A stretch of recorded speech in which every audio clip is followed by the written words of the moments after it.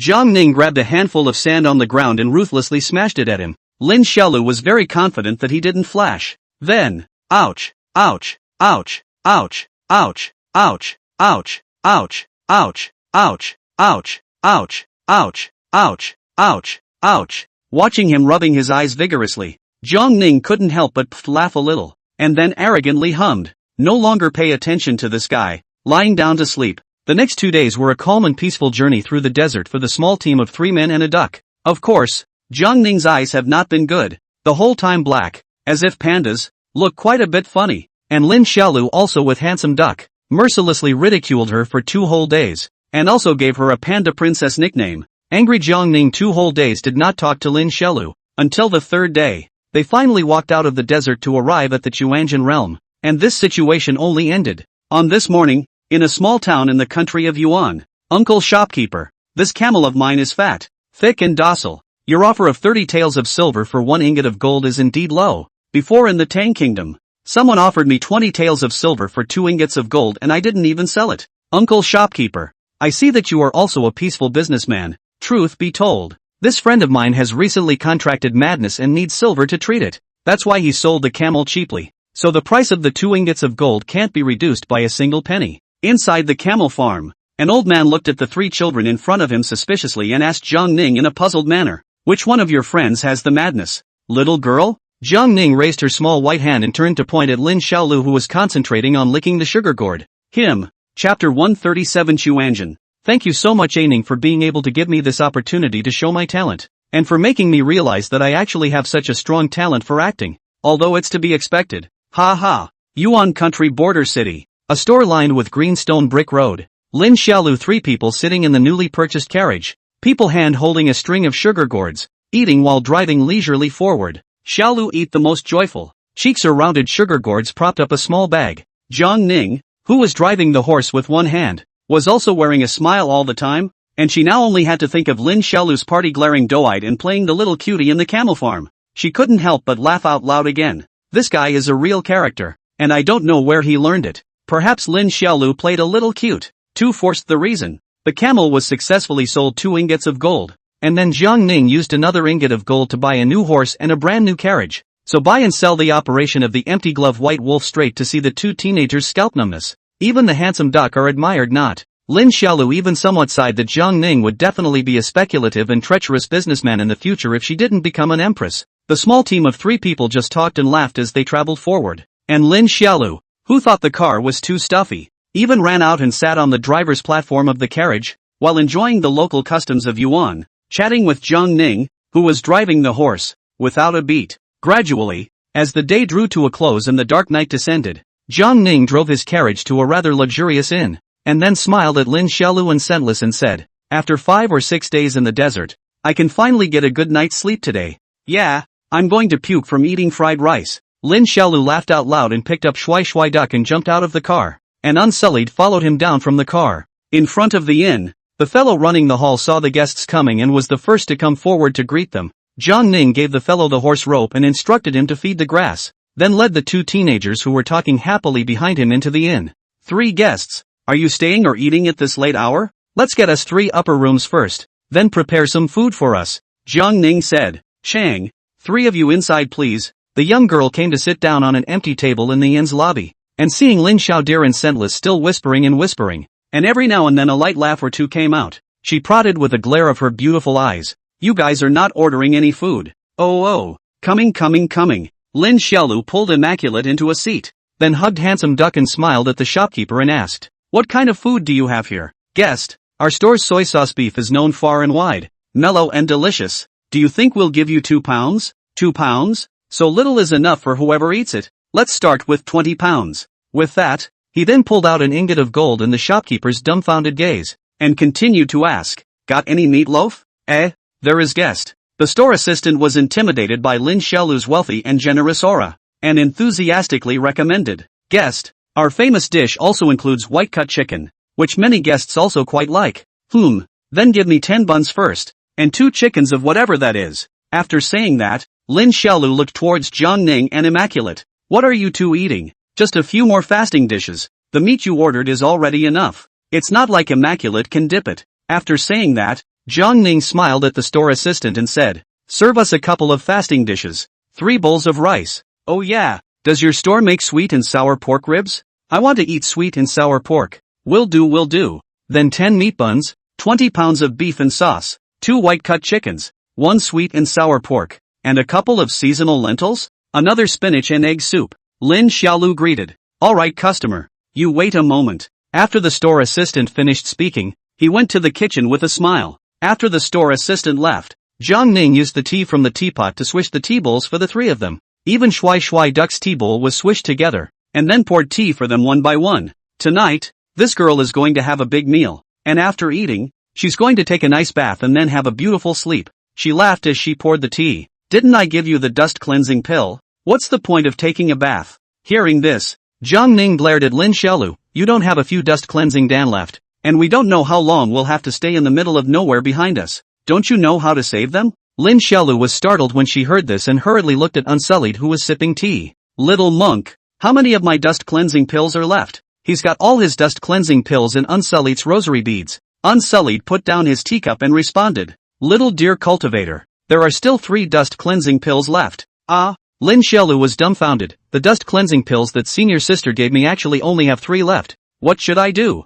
Jiang Ning rolled her eyes at him. Let you usually spend money and use things in a big way. Now you're dumbfounded. Lin Xiaodir scratched his ears anxiously, not knowing what to do for a while the handsome duck in his arms suddenly looked up and suggested to him, big brother, do not need to panic. This is not the realm of the real. We can go to the real grab. Oh no, is to borrow. As soon as these words came out, Lin Xiaolu's eyes instantly lit up and he slapped the table and laughed. Right. I can go to Chuanjian to borrow a few sacks of dust cleansing dan to come back. Ah, handsome duck, you're so smart. Looking at Lin Xiaodir, they're holding handsome duck and giggling, but Jiang Ning's face changed. With a hint of panic in her tone, she said, Fawn, you're not serious, right? You don't want to cause trouble. Chuanjian's heritage isn't worse than a maze, but my boss is Li Mingru. Lin Xiaolu smiled broadly with great confidence. At that time, I'll tell the all-true cultivators that my boss is Li Mingru and see how they react. No! Jiang Ning kicked him under the table in anger. You're not allowed to cause any trouble. We'll just pass by nicely in the Chuanjian realm,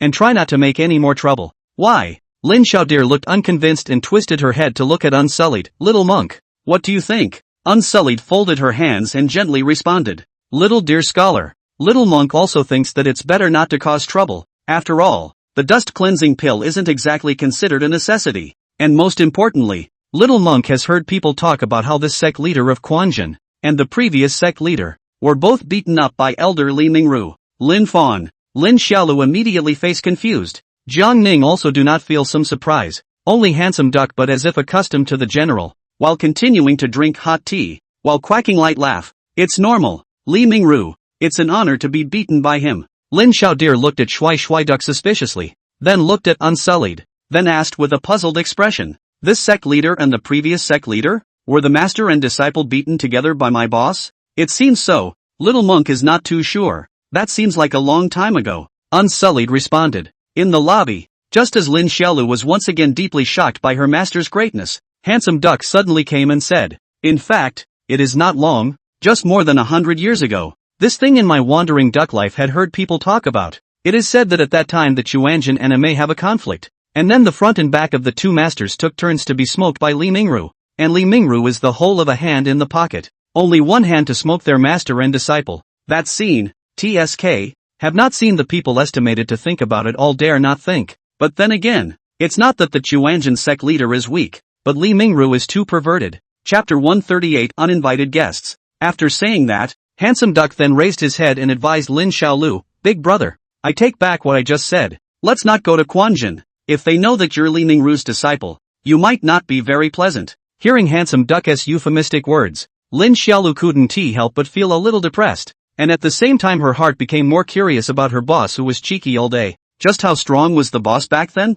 The push was just a little too high. The teenager is curious for a moment, then gives handsome duck an offhand glance, smiley face. Duck, you know quite a bit. Handsome duck froze, then laughed awkwardly. Thanks for the compliment, big brother. Soon, aromatic dishes were served, including beef with rich sauce, big meat buns with thin skin and big filling, tender and flavorful white-cut chicken, and soft and crispy sweet and sour pork. There are also several fresh and refreshing seasonal vegetables and spinach and egg soup. Set up a big table full. The group will first forget about the matter of the dust cleansing Dan. One by one. Eat up. Jiang Ning and Unsullied didn't eat much. They both only tasted a few shallow bites. And it didn't take long for the two of them to finish their food before they watched Lin Xiaolu and Handsome Duck eat it together. And no matter if it was Jiang Ning or Unsullied, every time they watched Lin Xiaolu eat they would be shocked by the amount of food he ate. Especially Jiang Ning, she simply couldn't even fathom it. This guy wasn't one of those big fat guys with a particularly large body. How on earth did he manage to put so much food into his stomach? It was amazing. Lin Xiaolu let out a long trailing sound and her mouth opened wide before she stuffed a palm-sized meat bun hole into her mouth. Jiang Ning and Unsullied just stared at him left and right. Then both fell silent. After dinner, Lin Xiaolu and Handsome Duck before quite a stomach to go back to the room. He also listened to the words of Jiang Ning, did not use the dust cleansing Dan, but in the room and Handsome Duck together with a comfortable hot bath. Not to mention, a long time not soak in the bath. This suddenly soak once is quite comfortable. Soon the whitewashed teenager was cuddling Handsome Duck under the covers together and then both fell asleep. Night. C.M. Unsullied, who was meditating in the room, suddenly opened his eyes and looked at a rosary that was slowly rotating on his wrist. Then he smiled bitterly and prepared to get up again. But just as he stood up, he realized that the rosary that was halfway rotated suddenly did not move. His brow tightened, a hint of doubt rising in his mind. The cultivator of the Cloud Bone sect is leaving? At the same time, outside the city gates of Yuan Kingdom, in the dark and desolate desert, a little girl wearing a colorful, fluffy little dress with a pill head, as delicate as a ceramic doll, was standing playfully in the desert, holding her little arms, and with a seemingly harmless little face, she sneered at the cultivator kneeling on the ground in front of her. At this moment, around the cultivator, there are still several corpses lying around. All of them are his companions, and all of them are clear Foundation realm. This young lady just wants to ask for directions, and you bunch of immortal cultivation plebeians actually dare to tell this young lady to get lost? Oh, there's guts. The girl arrogantly laughed softly. The cultivator's horrified eyes showed a hint of bewilderment when he saw that he was being referred to as a commoner. Plebeians were generally the name immortal cultivators called mortals. Who else in this world would call immortal cultivators plebeians? The terrified cultivator was stunned for a moment, then suddenly thought of something, then his eyes snapped shut and he looked at the girl again in disbelief. Seeing his surprised look, the girl narrowed her curved eyes and laughed adorably and said, "Know who this lady is?" The friar nodded in fear. He, the young girl smiled sweetly, revealing a pair of cute little tiger teeth. "Since you know who this young lady is, do you think you can still live today?" The cultivator's entire teeth were chattering in fear, and as he looked at the girl in front of him who was clearly only at the second level of chi condensation and around younger than himself, he immediately felt incomparably stifled. He is not at all unable to beat this girl. Just this girl's body magic treasure is really too much, and all incomparably precious and rare. Casually a piece of value is enough to be worth a small sect of the kind. There are 8 Foundation Establishment realm cultivators on their side, actually froze by such a small girl of the second level of chi condensation with a magic treasure to pile up 7 alive. How can this be accepted? He looked at the girl in front of him who seemed to be like an imp, and he was not surprised and angry. "Tell me, how do you want to die?" The girl clasped her little arms and let out a silvery giggle. The cultivator's face went white when he heard this, while in the next second, he hissed and pounced on the girl. "Since you can't escape, you might as well put up a fight. Die for me." Dang! A deafening roar sounded. The cultivator's palm that was full of spiritual power hit the young girl's face, but frozen was blocked by a halo that was as substantial as it was, not having the slightest effect, and the girl was still in that haughty manner, hugging her arms and smiling, as if she was looking at a bereaved dog. At this moment, the cultivator saw that his attack was useless. He felt sad and angry. At the same time, he also completely gave up resisting, directly turned around and flew away, while the girl did not stop, just quietly watched him fly, and so on he flew out of the distance of 1,000 meters. The girl only revealed an evil smile, and then unhurriedly took out from the nascent ring an oddly shaped slingshot, and pulled it against the cultivator who was about to disappear into the sky. The orange leather band instantly collapsed.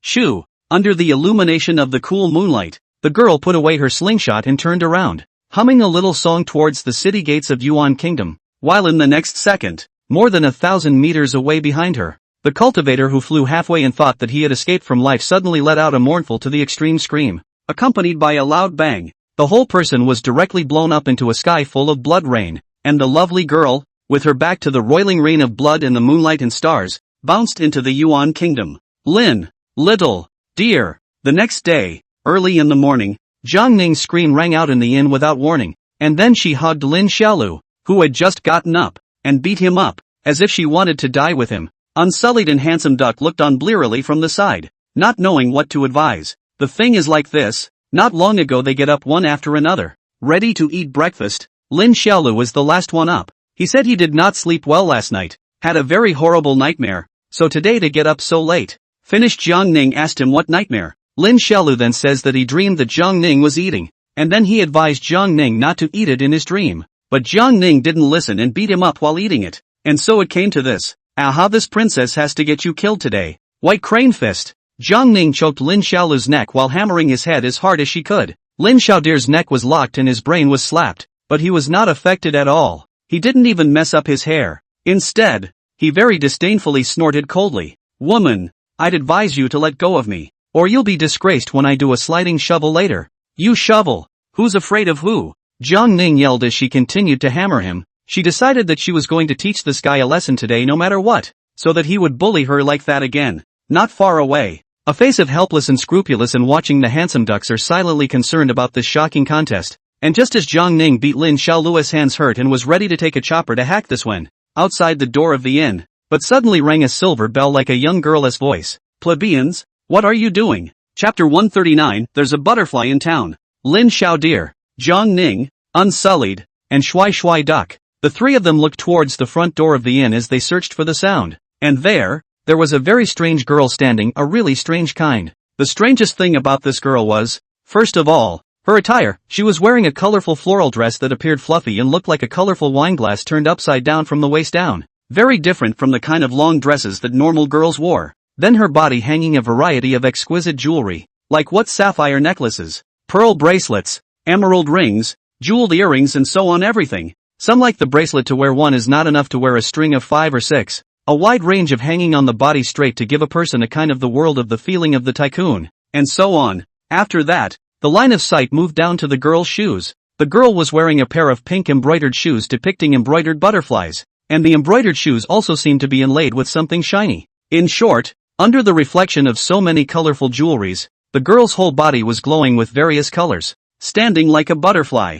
Plus she herself is also quite good looking, hair tied into 2 small round pills, tied with a red ribbon. The ribbon is very long, hanging down to the shoulder, palm-sized, a small face, thin eyebrows, round eyes look very relatable. Just this moment lifting the small chin, the look is very arrogant. Instantly let that relatable look not very conspicuous. In terms of prettiness, she and Jiang Ning were considered to have their own style.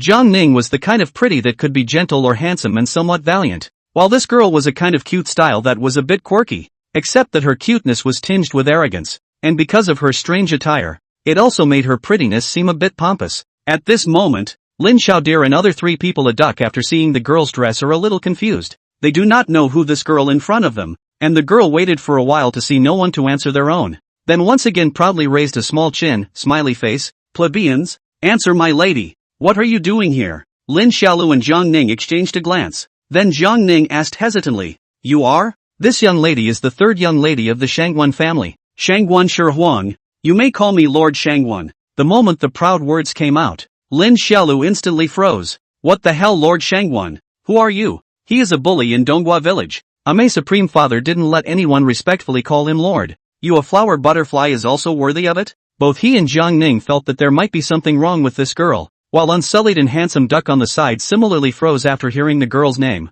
and it was clear that neither of them knew what this girl was. Little Monk, Handsome Duck, do you guys know who she is? Lin Xiaodir asked with his face toward Immaculate. This woman is so arrogant, even more arrogant than me. It's really infuriating. Unsullied frowned his clear eyebrows and seemed to be thinking. After a while he shook his head, indicating that he didn't know. On the side of the Handsome Duck on the other hand seemed to have remembered something, and hesitantly said with his chin on the end of his small wings, the Shangguan family. Sounds somewhat familiar. It thought for a moment and then lightly said, Big brother, it seems to be some kind of pretty powerful immortal cultivation family. I don't remember too well, but it shouldn't be a righteous cultivator. Not a righteous cultivator? Lin Xiaolu and Jiang Ning were both stunned. Handsome Duck nodded. It seems to be a certain immortal cultivation family of the Devil's Way, but I know relatively little about the people of the Devil's Way, and this is the first time I've seen them, as they basically operate around the western regions and the southern borderlands, and it's very difficult to see them in the hinterlands of the Divine Realm. So is this what's his name Shangguan family powerful? Jiang Ning inquired. This one is not so clear, Handsome Duck said while flapping his head vigorously with his two little wings in a strung-out manner. I have a bit of an impression, but I just can't recall. After all, it's been a long time since they appeared in the hinterland of the divine state. Alright, it looks like it should be some spoiled magical road miss, Jiang Ning commented. The three people and a duck were talking to themselves there. Shangguan Shihuang was a bit angry, feeling that these people were so uneducated. They didn't even pay attention to themselves. She directly lifted her hand that was hung with colorful beads and pointed it towards Jiang Ning. This lady is asking you a question. Why do you keep hitting this boy? What mistake did he make? The questioning words were asked. Lin Xiaodir was instantly a bit curious. So this flower butterfly is holding a grudge for me? He instantly felt that this flower butterfly seems to be not bad, while the pointed Jiang Ning is not happy. She felt that this girl is so rude, and immediately grunted, also proudly lifted up the small chin. We're friends. He didn't even say anything when I hit him. What's it got to do with you? Just mind your own business. Don't worry about others. Shangguan Shihuang was even more upset at this. Her little chin raised higher. How dare you speak to me like this? Why wouldn't I dare? Jiang Ning was not someone who was afraid of anything. As the eldest princess of the Great Tang, she had practiced martial arts since she was a child. Although she was not as good as an immortal cultivator, she was still a master of martial arts. She hadn't even rampaged through the folklore. Where was it her turn for others to be arrogant in front of her? And at this moment, in the face of Jiang Ning's rebuttal, Shangguan Shihuan crossed her small hands. Her chin was practically tilted up to the sky, proudly saying, my father is Shangguan Shang. Jan Nin? Lin Xiaoxue? Unsullied? Jiang Ning? Unsullied. Lin Xiaolu. The three of them are all at a loss after hearing the girl's words. So, is this girl meant to be more than a father? Unlike their confusion, the handsome duck on the side was a duck face after hearing the name the girl uttered, looking at Shangguan Shihuan with a shocked face. It remembered the 3000 Devil's Path Shangguan family. Inside the inn, Lin Xiaolu and Jiang Ning did not notice handsome duck's shock, especially Lin Xiaolu, who felt incredibly angry when he saw that the girl in front of him was reporting her father's name at the drop of a hat. Why is this flower butterfly so good at pretending? Your boss is still Li Mingru. Are you proud of yourself? He gave a disdainful humph and rolled his eyes a little as he hugged his arms. So, Shangguan Shihuang also froze for a moment, thinking for a while and asked, what so? My friend is asking what you're doing giving your own father's name. Is it because you think it will scare us? Jiang Ning, who was on the sidelines, explained. Shangguan Shihuang was even more surprised when she heard this. Opening her big round eyes in surprise, have you not heard of my father's great name? Lin Xiaolu didn't notice the handsome duck at her feet desperately scowling at herself, holding her arms and shaking her head with a disdainful face. No. Jiang Ning also nonchalantly chimed in. Never heard of it. Uneducated fellow. Shangguan Shihuang got upset again. She felt that everyone here was silly and stupid, but immediately felt that she shouldn't be bothered with mortals. So she graciously said to Lin Xiaolu, forget it, seeing as you're just a mortal. This young lady forgives you. Lin Xiaodir was dumbfounded when she heard this. With her little mouth open, she raised her hand and pointed at herself, looking at Flower Butterfly in disbelief. You, forgive me? Yeah, grateful? A commoner? Not all immortal cultivators are as willing as this young lady to be grateful for mortals, and only we from the Shangguan family would do so. Shangguan Shihuang had a haughty look on her face. So you know now, right? This young lady is the third young lady of the Shangguan family. You have to maintain respect for this young lady. Inside the inn, Shangguan Shihuang once again proudly introduced herself, and then she looked at Lin Xiaolu, who was sitting on the ground and starting to take off her weighted equipment, with some confusion. Plebe, what are you doing? Oh, I'm going to teach you to be human. Lin Xiaolu gave her a kind smile while removing the weights from her calves. Chapter 140, I don't know what to name it for. Lin Xiaolu will not care about your devil path and righteous path, directly ready to do it. And his actions and words also made Shangguan Shihuang froze in place, looking at him with disbelief and said, you're not even an immortal cultivator, and you're actually going to fight with this young lady? Where did you get the courage? I can't help it. I've been good since I was a kid, and I like to take shots at people like you who think they're capable of something. Handsome Duck was terrified and hurriedly pulled Lin Xiaodir and advised, Big brother, don't get excited yet. This girl's background is a bit impressive. So what? Lin Xiaodir grunted as she took off her weights.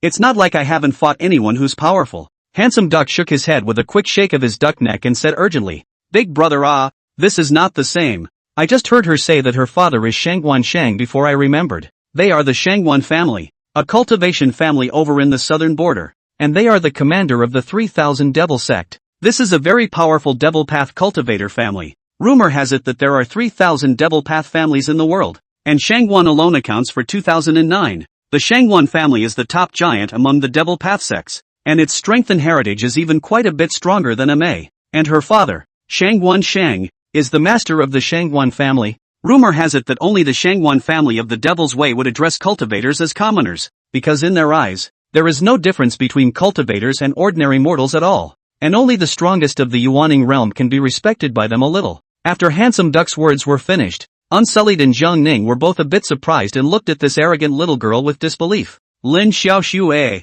however, remained disdainful and gave Handsome Duck a blank look while removing the weights from her small arms. So this girl is great, Handsome Duck said sharply. Is it as powerful as my boss? Lin Xiaolu asked. Handsome Duck, who had been horrified 1 second, choked on the spot, then blinked his duck eyes. Also, the Shangwon family is indeed very powerful, as the actual leader of the world's demonic sects, has always been separated from the 6 great immortal sects of the divine state Taoist sects, and if the Shangwon family leads the 3,000 demonic sects together, maybe it can really be comparable to the heyday of the Li Mingru, of a few hundredths of a % of the time. It is indeed enough to be able to do so. Forest Fawn? He glared at Handsome Duck without any good sense. Together with the fact that you made this little girl's father so strong and her background so powerful, but it turned out to be only a few hundredths of what his own boss was in his heyday? And what's that look on your face? Why do you look like you're already awesome and powerful if you can match my boss by a few hundredths of a %? He glanced at Handsome Duck and thought he'd have to ask this guy later.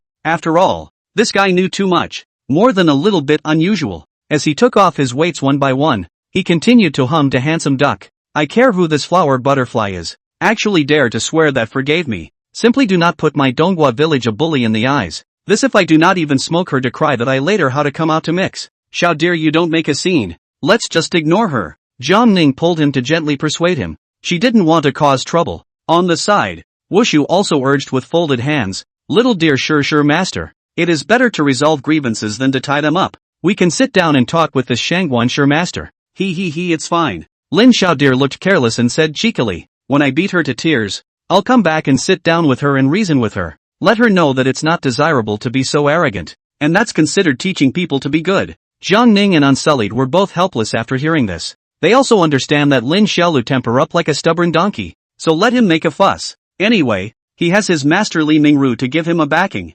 Indeed also have the courage to make a fuss. Early in the morning, there weren't many people in the lobby of the inn, and Shangguan Shihuang just stood in a daze at the entrance of the inn, as if she was a colorful little tiny cutie, looking in amazement at Lin Xiaolu, who had gotten up after taking off her weights. After being surprised, she lifted her small snow-white chin with a haughty look and said, Commoner, I have to say that you are very courageous, but if this young lady strikes out, you will surely die, and this young lady doesn't care to bully you as a mortal. Watch the move. Before she could finish her sentence, the girl saw the teenager in front of her draw a 4-meter-long bronze giant blade from the air with nothing beside her, and then couldn't wait to run towards herself. In the late afternoon, the warm sunlight, which left no stone unturned, shone on this modest border town of Yuan, and also shone incomparably on the devastated, tiles-less, ancient verdant stone street outside the inn. Zhang Ning, who had received the list of compensation from the Yamen, walked past one deep circular pit after another that had been blasted out by Lin Xiaolu and Shangguan Shihuan,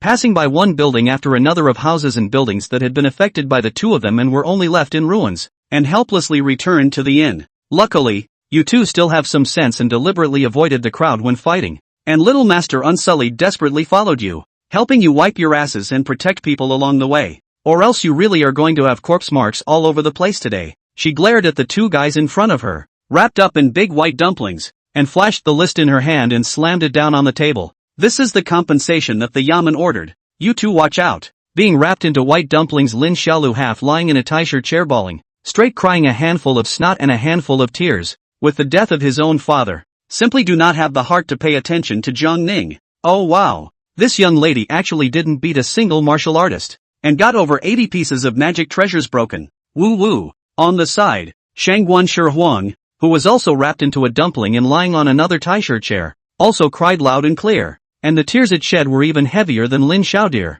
The jewelry on her body, with the exception of very few, were actually various types of naginata, like what bracelets, necklaces, rings, earrings are a dozen, each storing different magic treasures and supplies, and one of them is specially used to load healing pills, and the result is that in the process of the brawl was directly broken by Lin Xiaolu, and then the whole 6 big boxes of elixirs, heavenly treasures inside were smashed by this overwhelmingly great knife. That's why it led to his own can only be bitter like him, wrapped into a big white fat dumpling, or else he would have eaten pills to heal his wounds. In the lobby of the inn, looking at these two immobile crouching dragon phoenix chicks, Unsullied and Handsome Duck both looked helpless, and Jiang Ning was even more exasperated by these two guys and had a headache. The situation they probably all know. This size cute called Shangguan Shi Huang was the most favored youngest daughter of the Shangguan family, then for some reason ran away from home and sneaked to come to the hinterland of the divine state to wander and travel, and by chance, she bumped into them, and at the beginning, Jiang Ning was still a little afraid of the so-called devil cultivator,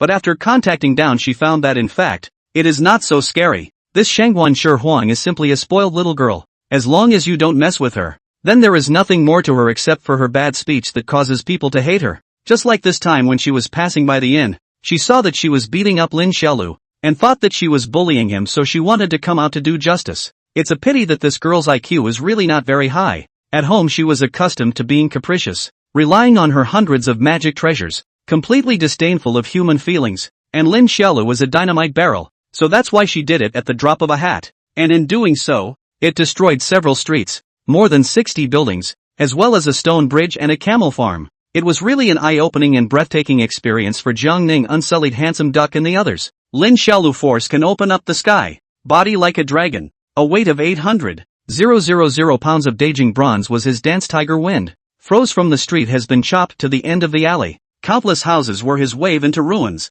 Do not know thought that an earthquake occurred here. Shangguan Shi Huang is a luxury. To sacrifice a treasure per second speed to Lin Xiaolu bombardment, all kinds of strange and precious treasures as beans. What automatically protect the master of the glazed mirror, can be turned into a giant puppet doll, catalyze the tornado of the talisman, the rattlesnake of the soul, etc. Everything, the whole is a human-shaped treasure house. Such strong two people fought from the city's tavern to the theater, and from the theater crashed into the people's houses, destroying and destroying all the way across the road. The whole hard contact, and finally the small half of the city were both rippled into ruins by the two of them. At this moment, Jiang Ning just looked at the two seriously injured people and exclaimed, "You two stop howling first. Half of the city has been destroyed by you two still have the face to howl. Can you settle the bill first? You're not going to be ready to owe money to mortals, are you?" "I'll settle it," Lin Xiaoxue asked in a domineering tearful rage. "How much?" "All the losses add up to a total of 93,032 taels of silver,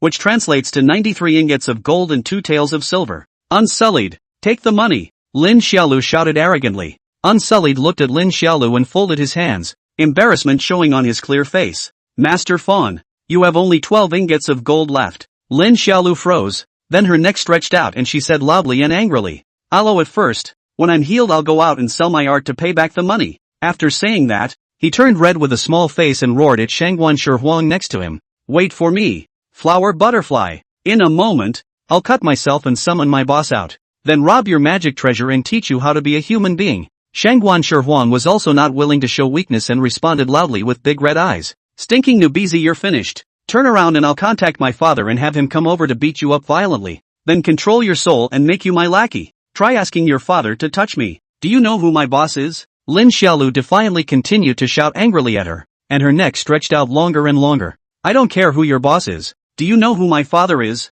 My dad is Shangguan Shang." Without hesitation, the girl once again angrily shouted out her own father's name. Both of them were injured and their bodies were bandaged so they couldn't move, so they just paralyzed each other on the eunuch chairs, stretching their necks and shouting at each other as if they were competing to see who had the loudest voice. Soon after, Lin Xiaoxue finally went completely berserk, glaring with her eyes and face red as she hissed, "I'm telling you, my boss is Li Mingru." Shangguan Shi Huang just wanted to continue to retort, but when she heard the 3 words Li Mingru she swallowed her retort back, and then blinked her red eyes and looked at Lin Xiaolu somewhat dumbfounded. After a short silence, she suddenly shouted again, "Impossible. There's no way Li Mingru would have a little brother as stupid as you." Chapter 141, Confucianism, Buddhism, Taoism and Magic. After some time, inside the lobby of the inn, wrapped into a large white dumpling, Shangguan Shi Huang took a lot of effort to raise her arm and take off one of her sapphire earrings, then reluctantly pouted her little mouth, and in full view of the public, she used her earrings to continuously spew gold ingots onto the ground as if it were a fountain. A piece of gold ingot fell to the ground rolling around, soon piled up into a small gold mountain. Straight to Lin Xiaodir and others to see the smacking of the tongue. Even Jiang Ning, such a country's princess, was also so much gold, shaking eyes dizzy. This is real dirt. First things first, this young lady isn't afraid of your boss Li Mingru. After all, my father isn't bad either. I just don't want to stir up the relationship between their older generation because of a personal grudge between the two of you and this young lady. Shangguan Shihuang muttered her mouth while depressingly continuing to spread gold. Seeing that she took the initiative to bear the compensation, Lin Xiaolu reluctantly forgave her. Paralyzed by her side and grunted, "Don't brag. My boss is a famous sect. Your father is the head of the Devil's Way. What kind of relationship can the two of them have?" Shangguan Shihuang glared at her words. "You can pull back. Other people this lady does not know. Your boss this lady or listen to father mentioned. He robbed my father's small yellow that year. Oh no. Is borrowed my father's secret codex. All decades have not returned." With that said, she proceeded to spray nuggets while depressingly muttering in a voice that only she could hear. What's so great? Li Mingru is not just a little bit powerful, tough, invincible, and then beat the sky. Those breakthrough Yuaning cultivators do not dare to come down to earth. Well, humph, wait for my father to cultivate for a few more years. Maybe, muttering to the end, Shangguan Shihuang himself cannot mutter, suddenly even more depressed, small face suffocated red, straight gas his stomach ache, although the mouth is not willing to admit it, but defeating Li Mingru's own father is estimated to be hopeless in this life. After scattering the gold nuggets, she put away the earrings and said to the few people present, "This gold should be enough to compensate the commoners here. Let's clear the air." When she finished speaking, she twisted her head laboriously and looked at Lin Xiaolu beside her, glaring with wide eyes, revealing a ferocious look of gnashing teeth. "It's not right to bully people based on power. My father taught me that being a person shouldn't always be compared to your family's background, but rather to your own skills. So don't you dare to bully this young lady with Li Mingru. If you have the ability, we'll see, and when we meet next time it'll be the time for you to die." She then struggled to get up under the worried gazes of Jiang Ning, Scentless, Handsome Duck and the others. She wanted to leave this place that had humiliated her, and come back to settle the score with this Lin Xiao dear fellow when she grew up later. "Do you want to wait until your injuries heal?" When Jiang Ning saw her humming and puffing like a sow on a bed, he couldn't help but feel a bit pitiful. "No." Shangguan Shihuang glared at her beautiful eyes and shouted angrily, "My Shangguan family remembers you. Let's meet again when the mountains don't meet. See you again." When she finished speaking, she raised her short, tightly bandaged legs in a magnificent manner and took the first step with determination. Then his foot slipped, and he gave everyone in the room a splat. The sun is setting and the bright moon is lifting high. By night time, Lin Xiaolu had already removed half of his bandages. His physical fitness was strong and his recovery was not weak. Now he was barely able to get off the ground, but both of his arms were still too painful to lift.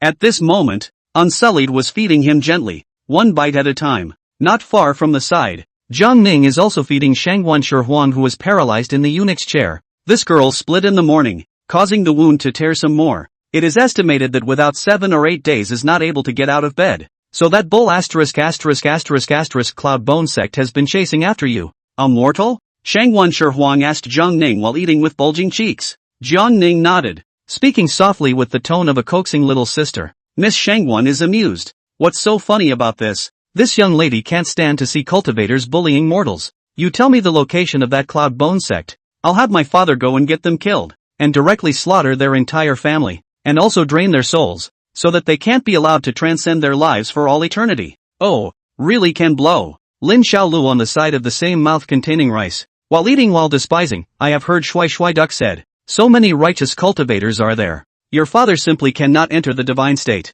but also get them killed. Really, more stupid than the soup dumplings. Whose sourdough? Shangguan Shihuang, whose neck hurt when she moved, asked him with squinted eyes. A big. Lin Xiaolu just wanted to say a big. Suddenly saw that the feeding Jiang Ning was looking at himself suspiciously, suddenly scared out of a cold sweat, and hastily changed his words, an alchemy wizard, nicknamed the absolute great cleverness. After saying that, he saw Jiang Ning's gaze move away. Only then did he secretly let out a sigh of relief. Fortunately he was resourceful and reacted in time. He is now unarmed. If Ning at this time found out that he had snubbed her in the first place, and then went berserk and beat himself up or learned to play his own little brother like the Rakshasa ghost woman did, then he would be very faceless. On the other hand, the not very resourceful Shangguan Shihuang didn't think much more after hearing Lin Xiaolu's words, but very enthusiastically thought of a solution for Jiang Ning, as she sucked the green vegetables into her mouth while giving her advice. Your name is Jiang Ning, right? You don't have to worry too much. Even if my dad can't come through,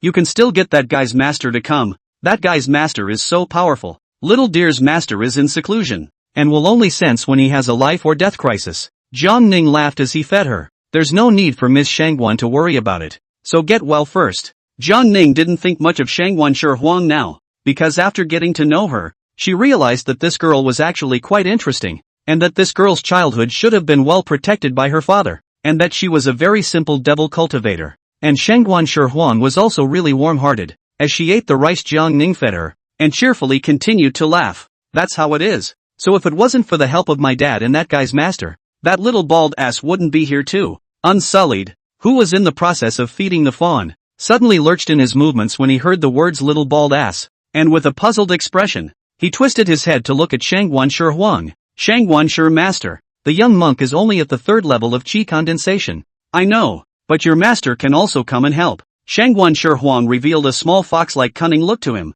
This young lady has been with you for a day. Do you think that this young lady doesn't see it yet? This young lady has already recognized the Moonflower monk's clothes and the Jeji 13 monk's power Sabaha rosary beads on your body. And you're the only disciple of Zen Master Heartless, aren't you? That legendary new Buddha? Unsullied gentle eyes froze. And then, he blushed once again, revealing a shy look of being seen through his heart. Shangguan Shi pair of round eyes curved into 2 small crescent moons, smilingly looking at the group of people in front of her. She continued to laugh lightly. The disciple of the great demon king Li Mingru, and the disciple of Zen Master Heartless, are you the strongest 2nd-generation immortal cultivation team? When these words came out, Lin Xiaolu froze, and Jiang Ning froze as well, both of them looking at Unsullied with some confusion. Dirtless carrying the porcelain bowl that feeds Lin Xiaolu. Every move is very clean, out of the dust. He is always like this. No matter what he is doing, will make people feel inexplicably comfortable. Harmony. Perhaps this is the cause of the high level of Buddhist teachings, but his character is very easy to be shy, and the cultivation level is indeed a solid 3rd layer of qi condensation. Lin Xiaolu has also always thought that his master, Zen Master Heartless, is just an ordinary Buddhist cultivator. The study of Buddhism is powerful a little bit, but now it seems to be not simple. It is estimated that it can be compared to their own boss in his heyday 1000th. Well, really powerful. At this moment, the atmosphere inside the inn was temporarily quiet, but soon it once again resounded with Shangguan Shirawang's silver bell-like laughter. This young lady has changed her mind. I'll join you and accompany Ms. Jiang Ning, escorting her to her uncle's place. This way the Buddha, Taoist, and devil will be one Confucian short. Ha, it's really fun to think about. She just took a closer look at Unsullied and Lin Xiaolu, and suddenly felt why she had to leave. Originally it was to sneak out to play, and stay with these people is not bad when one day to go home. With their stupid dog second brother and ice big sister bragging have capital I fought with Li Mingru's disciple. I've nagged the heartless Zen master's disciple. Ha, it was so much fun to think about. And she was already fantasizing about the shocking images of her second brother and big sister. Inside the inn, Jiang Ning was still a little confused. She was a little unable to keep up with this Shangguan Shirawang's brain circuit. One second she swore to leave to take revenge, and the next second she wanted to join these people of her own? What kind of absolute dirtbag little wonder is this? Moreover, listening to this girl, Unsullied's master, is also a big shot on one side? At this moment, being told through the backstage of the Dirtless, showed a trace of both shyness, but also helpless expression, and then they blushed with both palms together, lightly chanting, Jodi, Polo Monk Jodi, Bodhi Sava. The solemn and clear sound of chanting and Shangguan Shirawang's delicate laughter echoed in the inn, and no one noticed that when Shangguan Shirawang said that after Lin Xiaolu's team was added to her, Buddha, Taoism, and demon were just short of Aru, the handsome duck, who was concentrating on eating barbecued fish in the corner.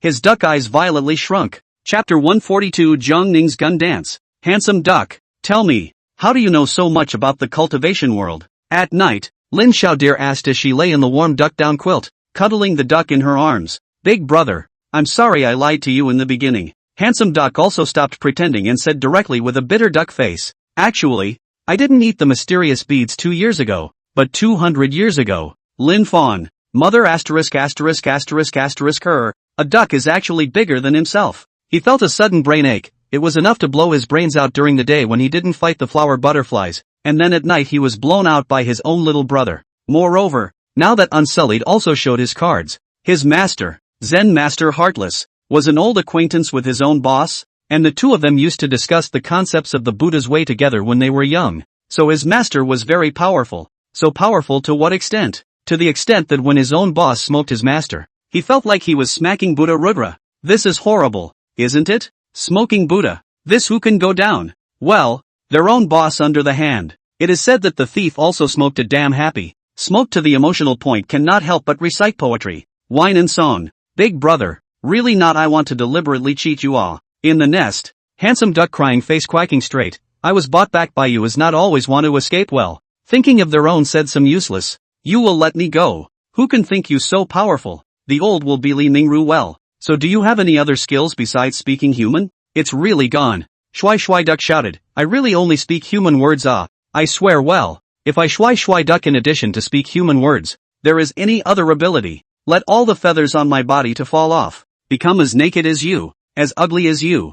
Lin Xiaolu, I. That night, the miserable screams of Handsome Duck kept coming from Lin Xiaolu's room until late at night. On the second day, Lin Xiaolu woke up when the body has recovered some. He still get up very early, has become a habit. Of course, today he certainly cannot work out, and flower butterfly battle he used his life's work. Means, the flower butterfly is also really rich. The magic treasure is as much as the rice in the tank, as if all the world's magic is her family. Fortunately, their own skills are hard enough, and ultimately she fought a lose-lose, who also did not take advantage of. Looking at Handsome Duck, who was lying softly under the covers, Lin Xiaodir got up alone and washed herself with the dust cleansing pill. The dust cleansing Dan was also given by Flower Butterfly. Last night she expressed that she wanted to join her small team and escort Jiang Ning together. So he collected some of her entrance fee. Not much, miscellaneous added up to just an emerald bracelet. Well, bracelets hold 8 large boxes, the kind you can fit yourself into each. After washing and rinsing,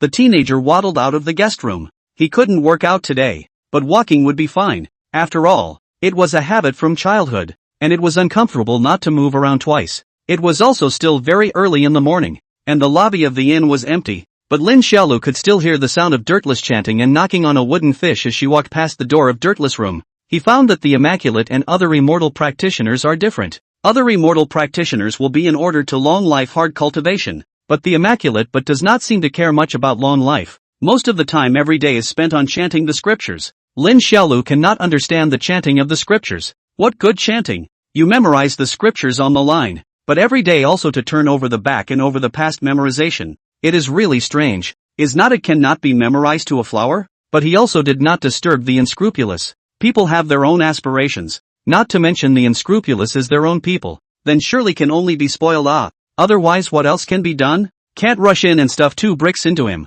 Going downstairs and skulking around the inn's lobby, Lin Xiaodir leisurely went to the inn's backyard. And just as soon as he arrived at the backyard, he heard a cold and harsh petulant cry. In the mud field in the backyard of the inn, Jiang Ning was wearing a crimson color practice clothes. Her long hair was tied with a red ribbon that hung down to her waist, and the whole person appeared to be very competent. And at this moment, she was holding the mysterious black cloth bag in her hand, dancing straight with a tiger-like wind and amazing momentum. Lin Xiaolu was a martial arts nerd, so she watched Jiang Ning's gun dance with interest. He watched for a while and was a bit surprised. Jiang Ning really did have some skills. Although he himself did not know about gunplay and stick skills, he could tell that Jiang Ning's martial arts was not a flowery one, because every single one of her launches was very standard, and the lance that was wrapped in the black cloth was gripped very steadily, no matter if it was a cleave, a sweep, a squib, a block, or a stab. It did not wobble at all, which was hard to do without long hours of exercise. Generally ordinary people who are not trained to hold a sword raise their hands to stab straight. The sword body in the air will be unnatural shaking. It is easy to stab crooked, stabbing the phenomenon of inaccuracy. This is because the muscles and the uncontrolled twitching spasms. And Jiang Ning hands this more difficult to master than the sword-long spear but did not have the slightest occurrence of such a situation. So it is said that her shot at a glance is to practice hard for many years. As the saying goes, insiders look at the doorway, outsiders look at the scene. Lin Xiaolu, who had practiced martial arts since she was young, could see at a glance that Jiang Ning's kung fu wasn't soft. Of course, she hadn't used the blood of the beast. She certainly couldn't be compared to herself, but her martial arts skills were already no less than that of a general of the imperial army like Uncle Zhang Yong, which was not easy to see for a princess indeed. Drink! In the courtyard, the girl let out a crisp ding-dong. Under the combination of the human gun turned around and threw the gun backwards, the long ponytail with the red ribbon together with the swing, valiantly stabbed out a fast and accurate horseback shot. Ah Ning, you're really good at playing with guns.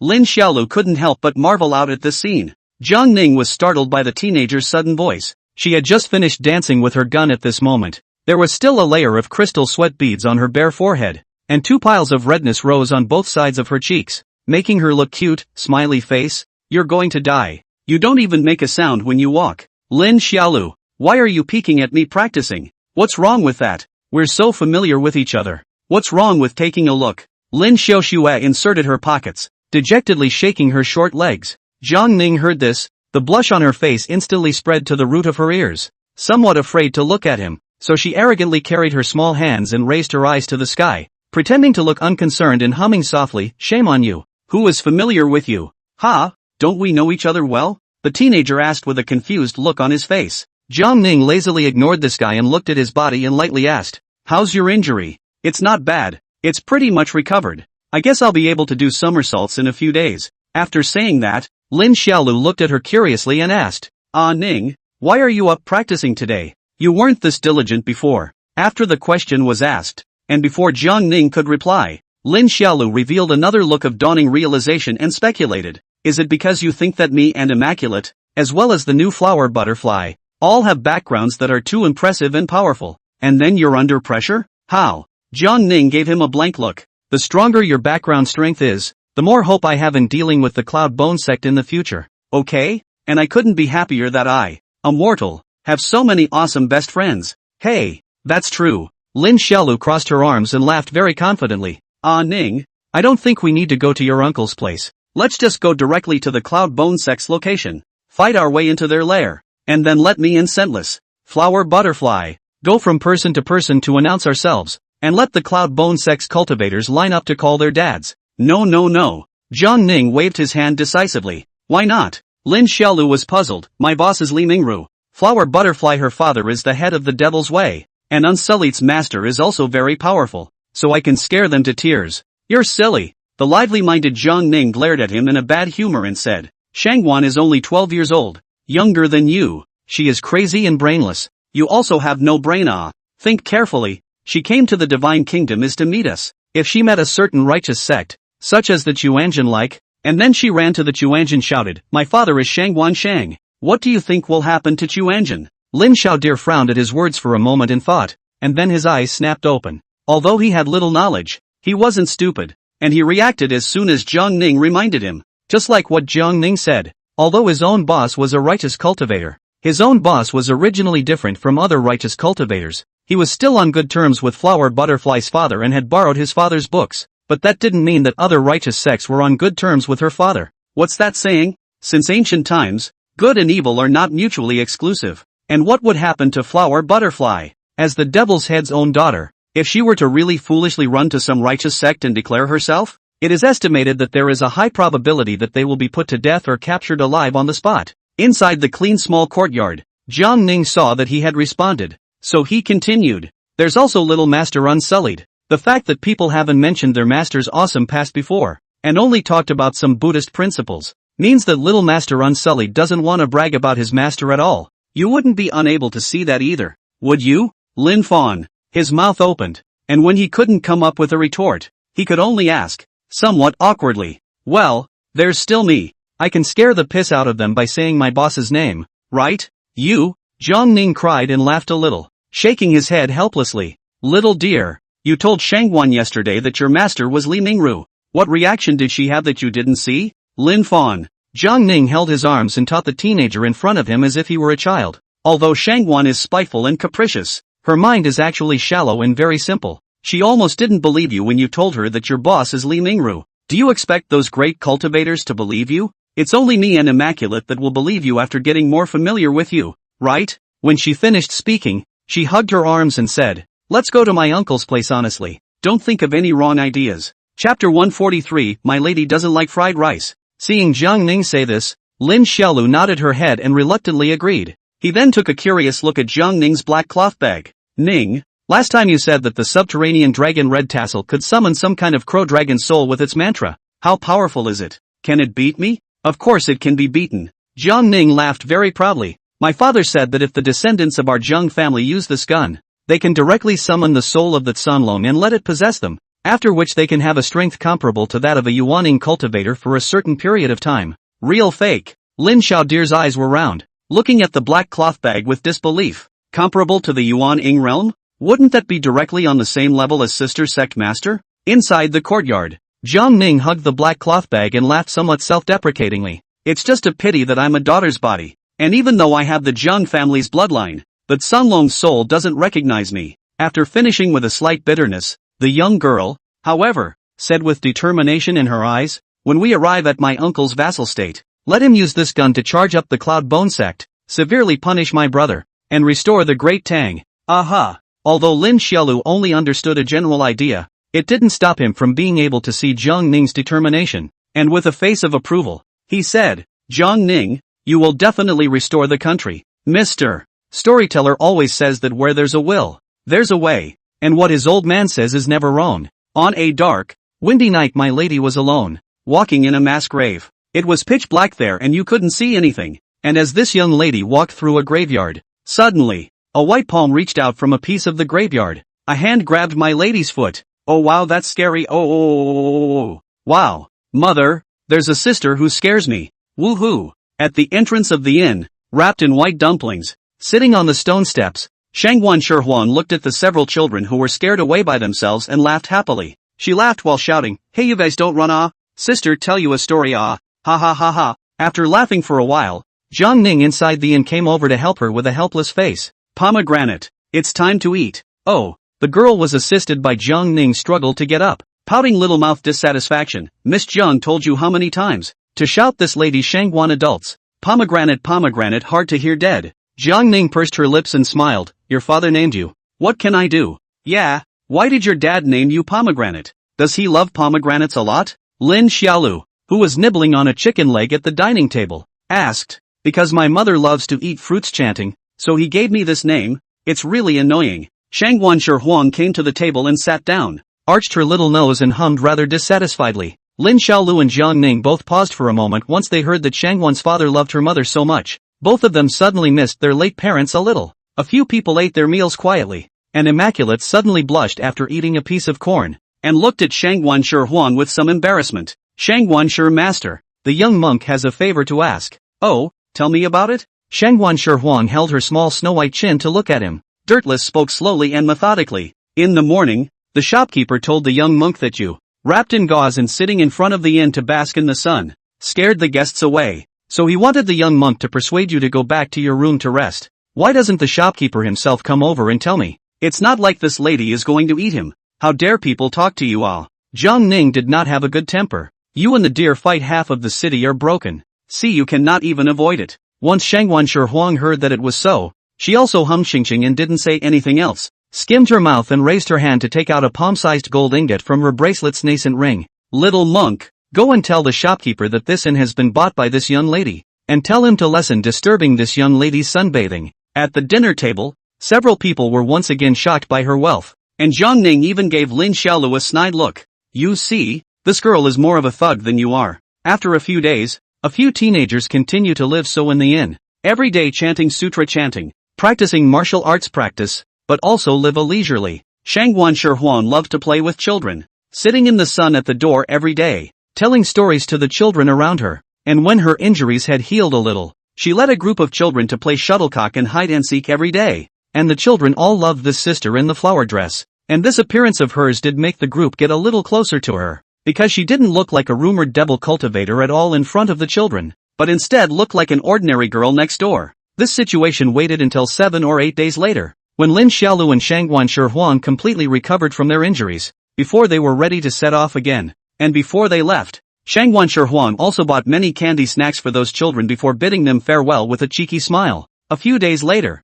at the foot of a certain mountain in the Yuan Kingdom, you didn't take the big road when I told you to. You preferred the small road. Lin Xiaolu, are you brain squeezed by the door? Flower butterfly, try talking to me like that again. Do you believe I'll cut you? Come on you cut. You really think that this lady is not afraid of you? At the foot of a modest hill, Shangguan Shihuan stood barefoot in the clear and turbulent shallow stream, lifting the hem of her skirt and looking angrily at the teenager carrying the carriage on the side. At this moment, scentless, Shangguan Shihuan, and Jiang Ning, who was leading the horse, all stood beside her, and Jiang Ning, like Shangguan Shihuan, carried her skirt and stood in the ice-cold water with her white, snow-like feet exposed. This stream is a shallow, below is a colorful, rounded pebbles, In addition to this there are a number of larger stubborn stones. The carriage cannot pass. Lin Xiaodir can only carry the carriage forward. There is no way. Here only he carries. There's no need for Shangguan Shir to be in a hurry. Unsullied stood aside and folded his hands,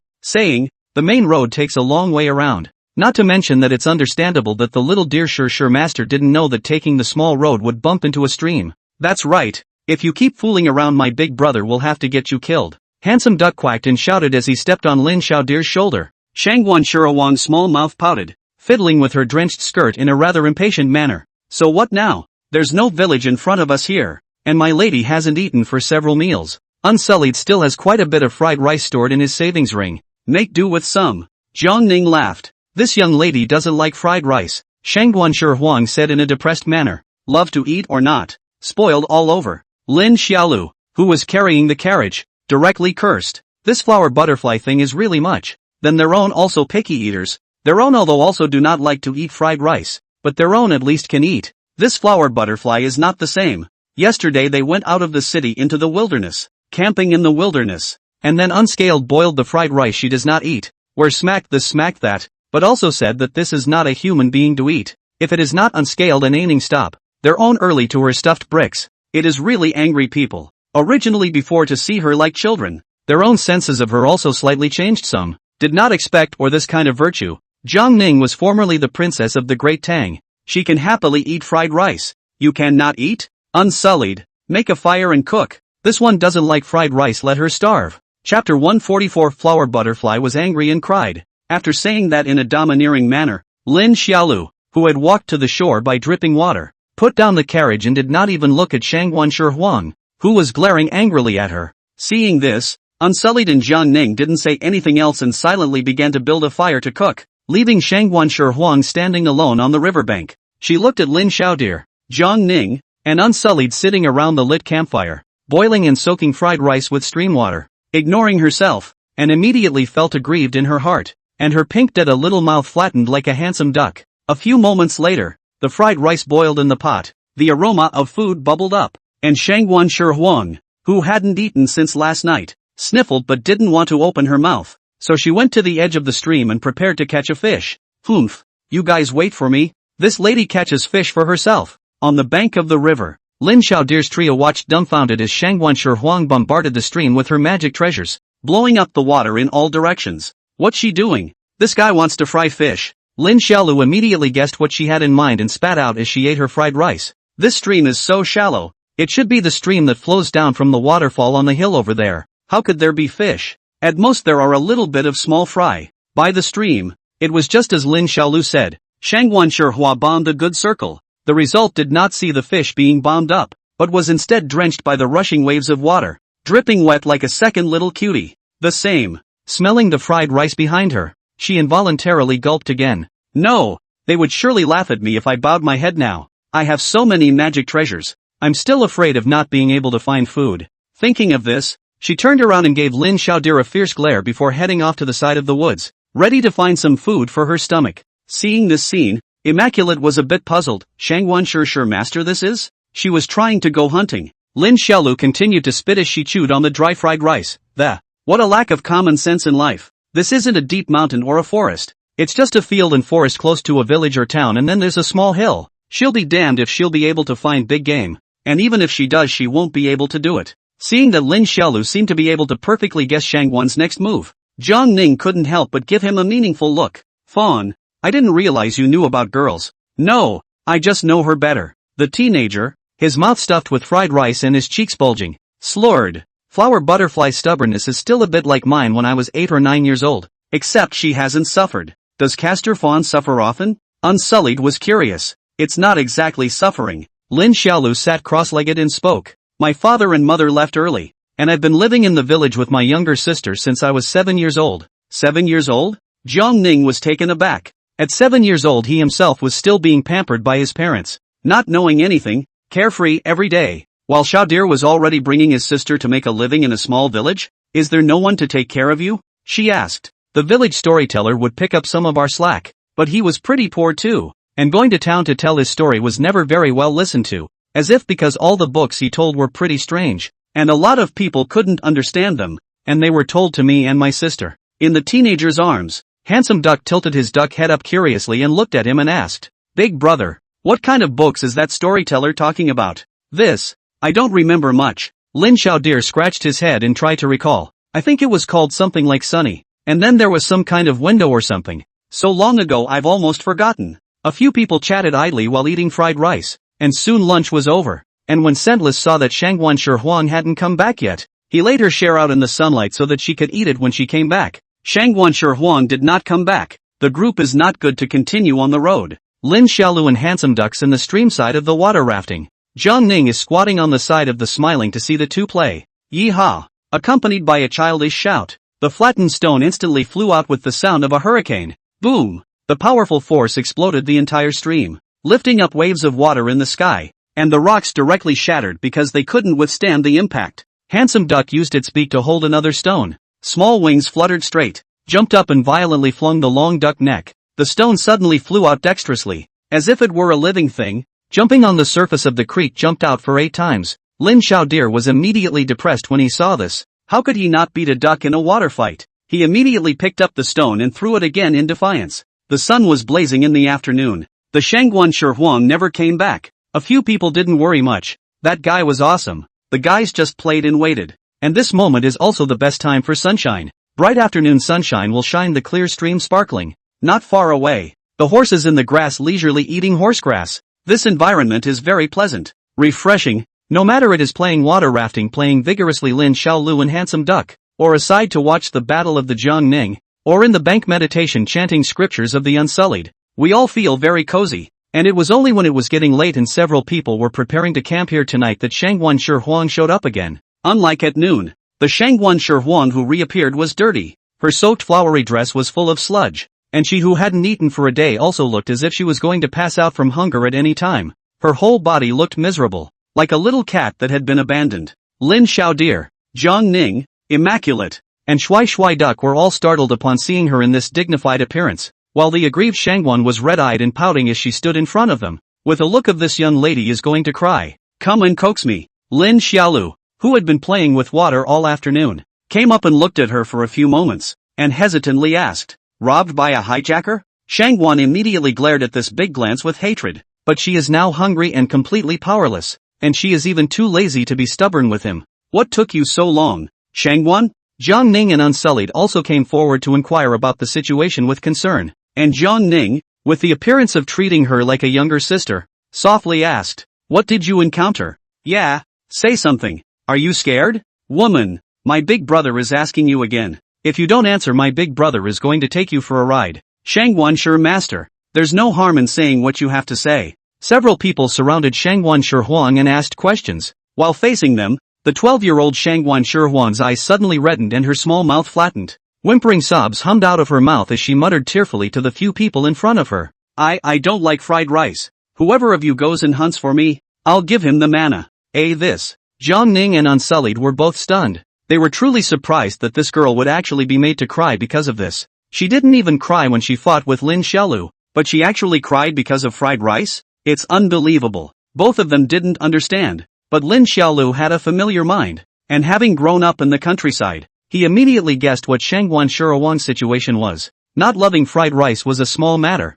mainly because she felt humiliated. She couldn't catch any fish. She hadn't been able to hunt all afternoon, and by the look of the mud on her, it was a good bet that the bastard had fallen. At this moment is nothing more than the heart is aggrieved. The stomach is still hungry, so it cried. Many children are like this, the kind that can make themselves angry to cry. At this moment, Lin Xiaolu then looked at the stubborn and capricious Shangguan Shi and grunted in an unkind manner. "Do you know how many people still can't eat fried rice like this? You know what I ate when I was a kid? Dislike this and that, love to eat or not. Don't use your missy name to pressure us. It doesn't work here." After saying that, Lin Xiaolu turned around and left. He wasn't going to spoil this flower butterfly. Everything seemed to be the same as it was at noon, and Zhang Ning and Unsullied glanced at each other before also leaving one after the other, once again leaving Shangguan Shi alone. Chapter 145, Throat Choke. Soon, night fell and the sky darkened, and Unsullied lit a clear incense that could repel mosquitoes and insects by the campfire,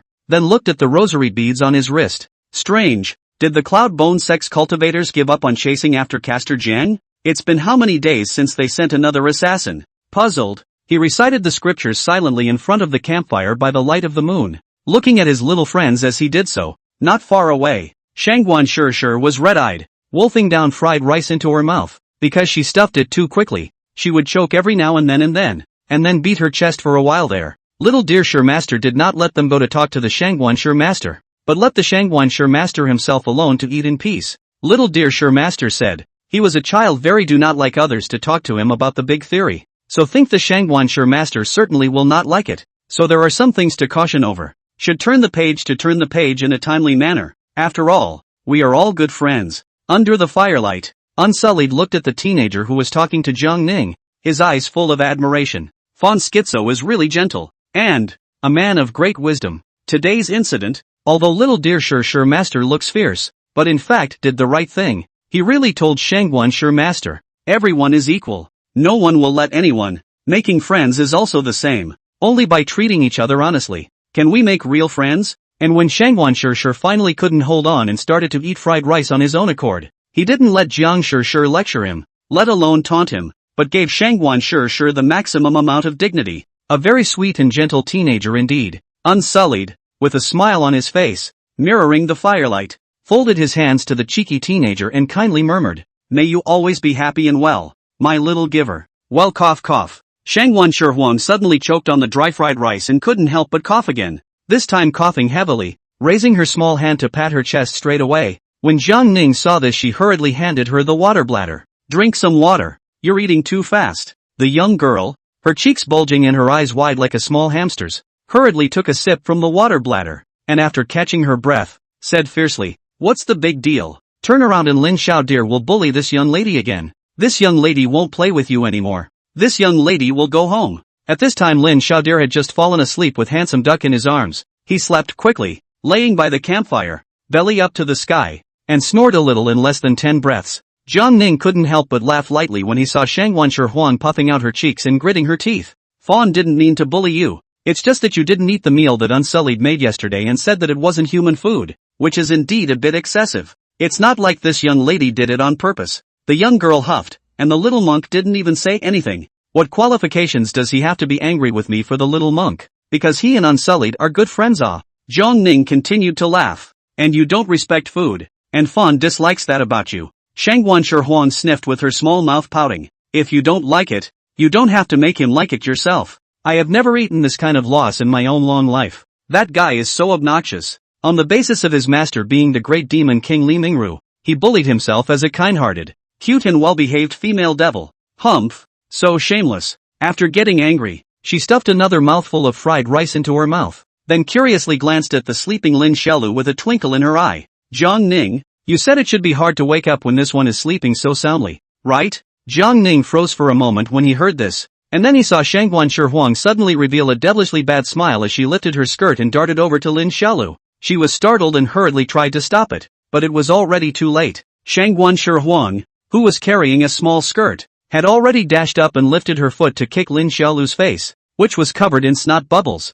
Humph, damn fool, actually caused this lady so much misery. Give me death. Beside the warm campfire, Jiang Ning looked at Shangguan Shir, who was wailing and crying from Lin Xiaolu's chokehold, and burst into some tears. It seemed that Lin Xiao dear had already gained experience from fighting with her last time, and after waking up, she first pressed down on both of this girl's hands, then she used iron head power to knock her out with a swift movement. Then she used one arm to firmly pin both of her hands so that she couldn't get the nascent sacrifice ring, and finally executed a standard one-handed choke hold from the back. At the moment, looking at these two as if they were fighting like wild boars disliking each other there, Jiang Ning straight away felt that she was having a hard time holding back her laughter. Fawn, I'm going to sleep first, you two should rest early as well. Jiang Ning waved her hand at the two of them with a smile. Oh okay, I'll lock her up for another hour and then go to sleep. Lin Xiao dear responded with a smile. Lin Xiao dear, you hurry up and let go of this lady. If you don't let go, this lady will have to get you killed. I swear,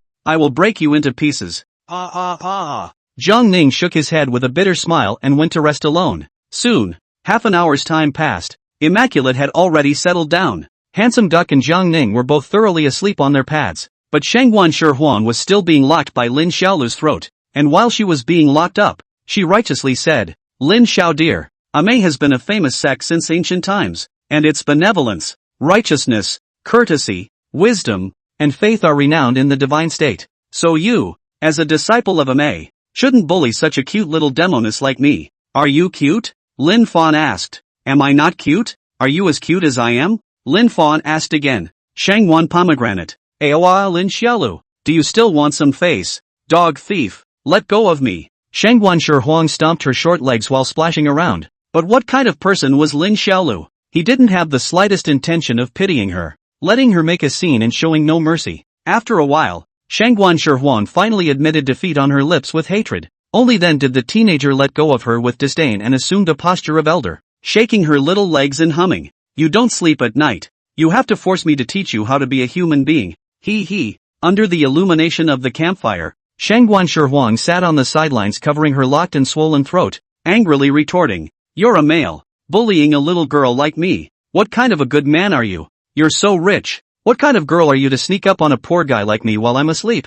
Shangwan Huang listened to pick up a stone to throw him, but Lin Xiaolu was not afraid in the slightest. Do not even bring to avoid, directly with the brain with the stone hard, to break the stone, and then shaking his legs while fooling around. It's called the iron-headed waif. Shangwan Huang was so angry with him that she had no choice but to pout her lips and then glare at him with her own big eyes. And after such a mess, Lin Xiaolu also lost his sleepiness. He saw Shangwan Huang's look of hating to eat himself. Disdainfully said, what are you looking at? Never seen anyone so talented and handsome and good at mugging? Ugh, how shameless. Shangwan Huang huffed and puffed and said, yesterday's matter was this miss was wrong. This miss shouldn't have insulted the grain. But you're not allowed to bully this miss in the future either, or this miss won't play with you anymore. Lin Xiaolu shrugged her shoulders in a manner, without the slightest intention of keeping her, and Shangwan Huang's brain almost smoked in anger. In the campsite, the campfire crackled and the embers scurried up into the air. The young girl was sulking alone, sitting wide-eyed with Lin Xiaoshui,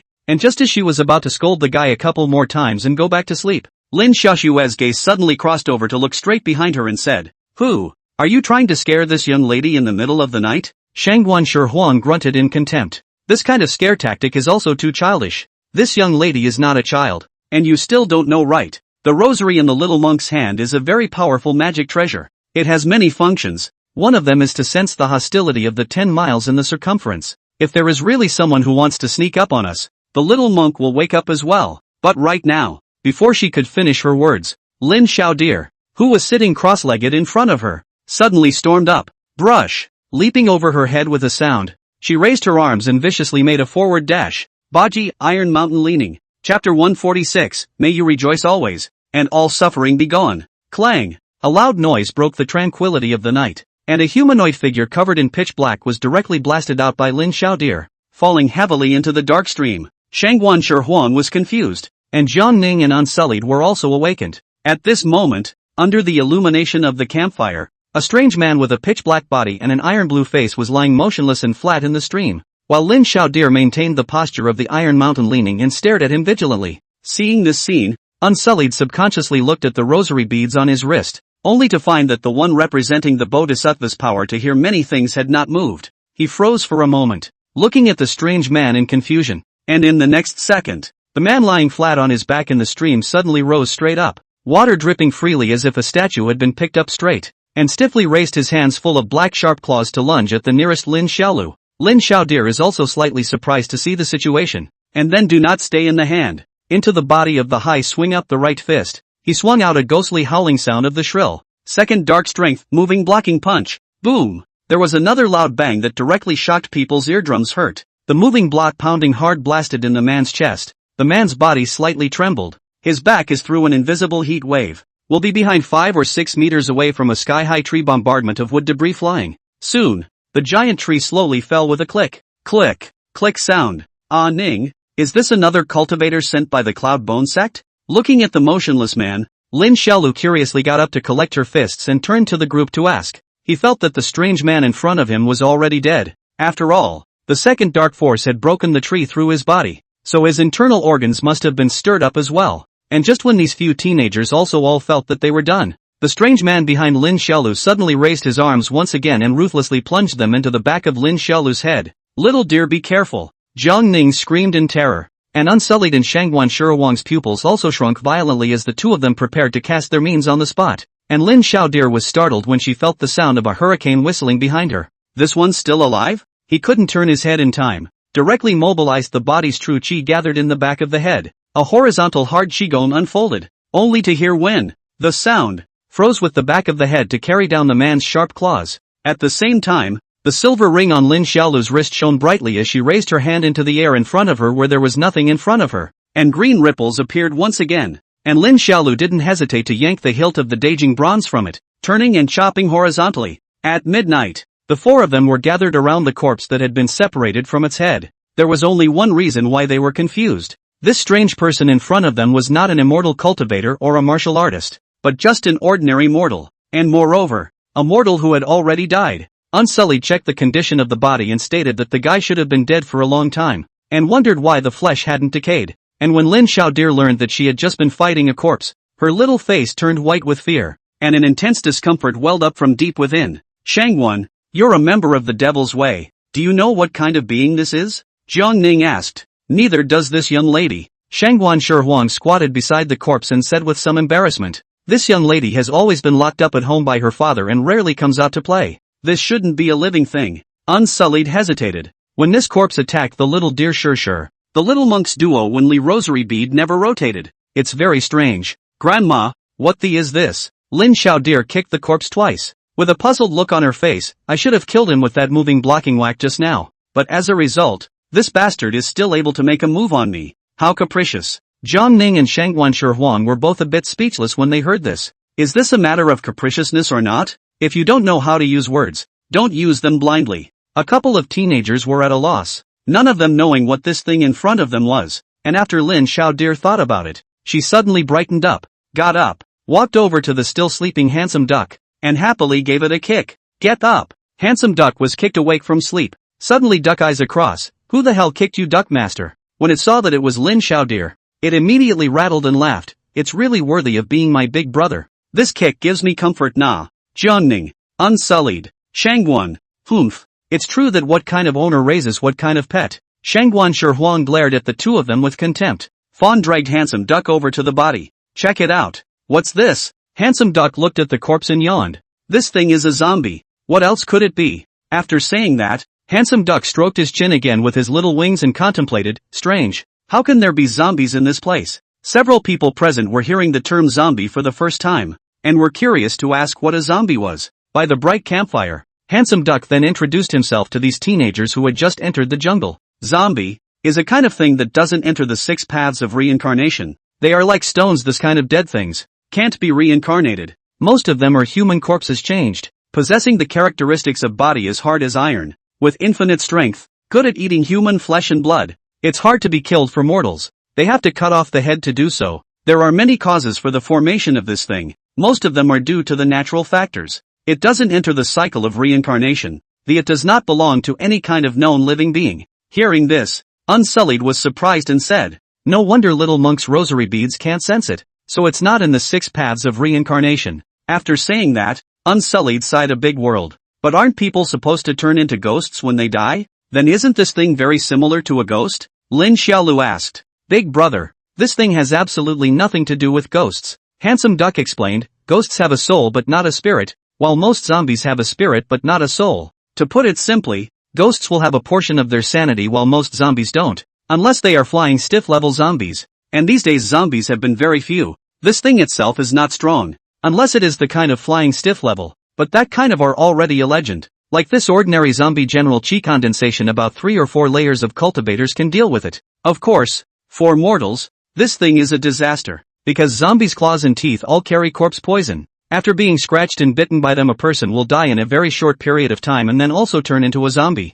And they are strong enough to carry a zombie, with a long jumping distance and invulnerable to knives and spears. And there is almost nothing that mortals can do to deal with them other than using fire and glutinous rice. After saying that, handsome duck then looked at the few people in front of him with a hesitant face. You guys, this zombie, is it possible that it wandered in from somewhere else? Like some village up ahead? When these words came out, several people's hearts were shocked, and they turned their heads to look at the corpse. This zombie is wearing black rough linen clothes, so he should originally be an ordinary villager. So that means a lot of ordinary people have encountered zombies? Go not sleep. We pack up on the road. Anxious to go to the rescue of Lin Xiaolu directly greeted the group on the carriage. He is practicing martial arts. encountered injustice must be out, or sorry for their own body of martial arts. Alright the whole truth is not here cultivation sect well, they will manage Shangguan Shi Huang said lazily. It's too late. Unsullied, who was adding wood to the bonfire, advised,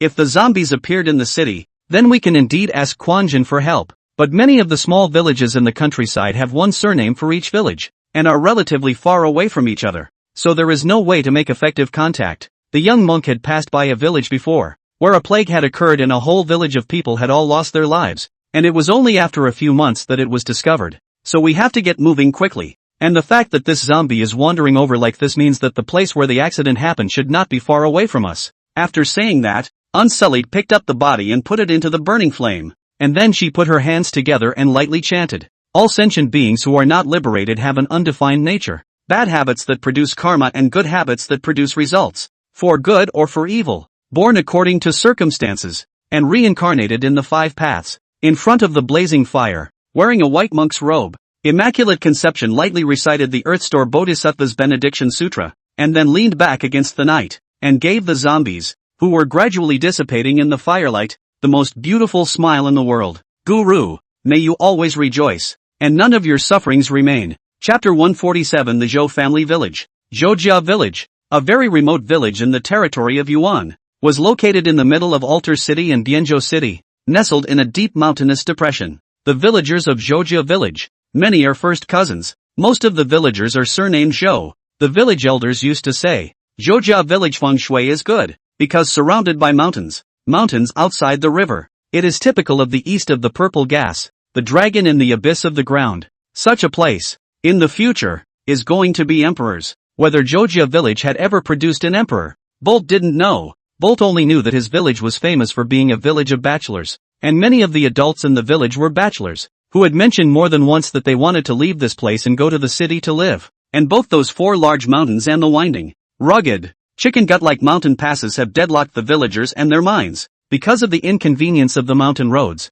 making the place very poor, coupled with the village of patriarchal thinking is deeply rooted. Over time, it created the Zhoujia Village. Hundreds of villagers cannot marry. The tragic situation. It was late at night, and Bolt, who was only 10 years old, was watching the adults digging a trench outside the village overnight. It was a huge trench that surrounded the entire village, while above the trench, at intervals of 3 meters, a constantly burning torch was inserted, illuminating the entire outskirts of the village. It happened 5 days ago. The village pork seller Zhang Butcher was found tragically dead in his home. The cause of death is unknown. At that time his relatives howled and prepared to take care of his aftermath, but it turned out that Zhang Butcher came back from the dead in full view of the public, and then went crazy and bit people. At that time, Zheng Tuohu was so powerful that the strong young men in the village holding kitchen knives and sharp axes could not hurt him. And finally the village chief, who had seen a lot of knowledge, thought of a way to let the villagers throw him with the little glutinous rice left in the house. Strangely enough, after being smashed by the ordinary glutinous rice, Zhang Butcher, who was invulnerable to knives and spears, immediately began to zigzag with black smoke, and in a short time, he was turned into a pile of black slag amidst the miserable screams. The village chief said that Zheng Tutu was turned into a zombie. Bolts do not know what a zombie is, only heard that this is a person who will change after death, will eat people. 10-year-old Bolts know that instead of being afraid, but every day are looking forward to that was killed alive by his father's mother can also become a zombie, crawling out of the earth, so that they can be like a child to go up and hug her, even if she bites himself to death or not. And after Zhang Tu's strange story ended, the village was in complete chaos. First, one villager after another disappeared, then the sky never lit up again. By the end of the day, no matter in the morning or in the afternoon, the sky is always dark as if it were the middle of the night, and it was the kind of late night with no stars, no clouds, no moon. It was a pure blackness that gave the ultimate oppression and despair. Over time, the Bolts felt like they were forgetting the color of the sun.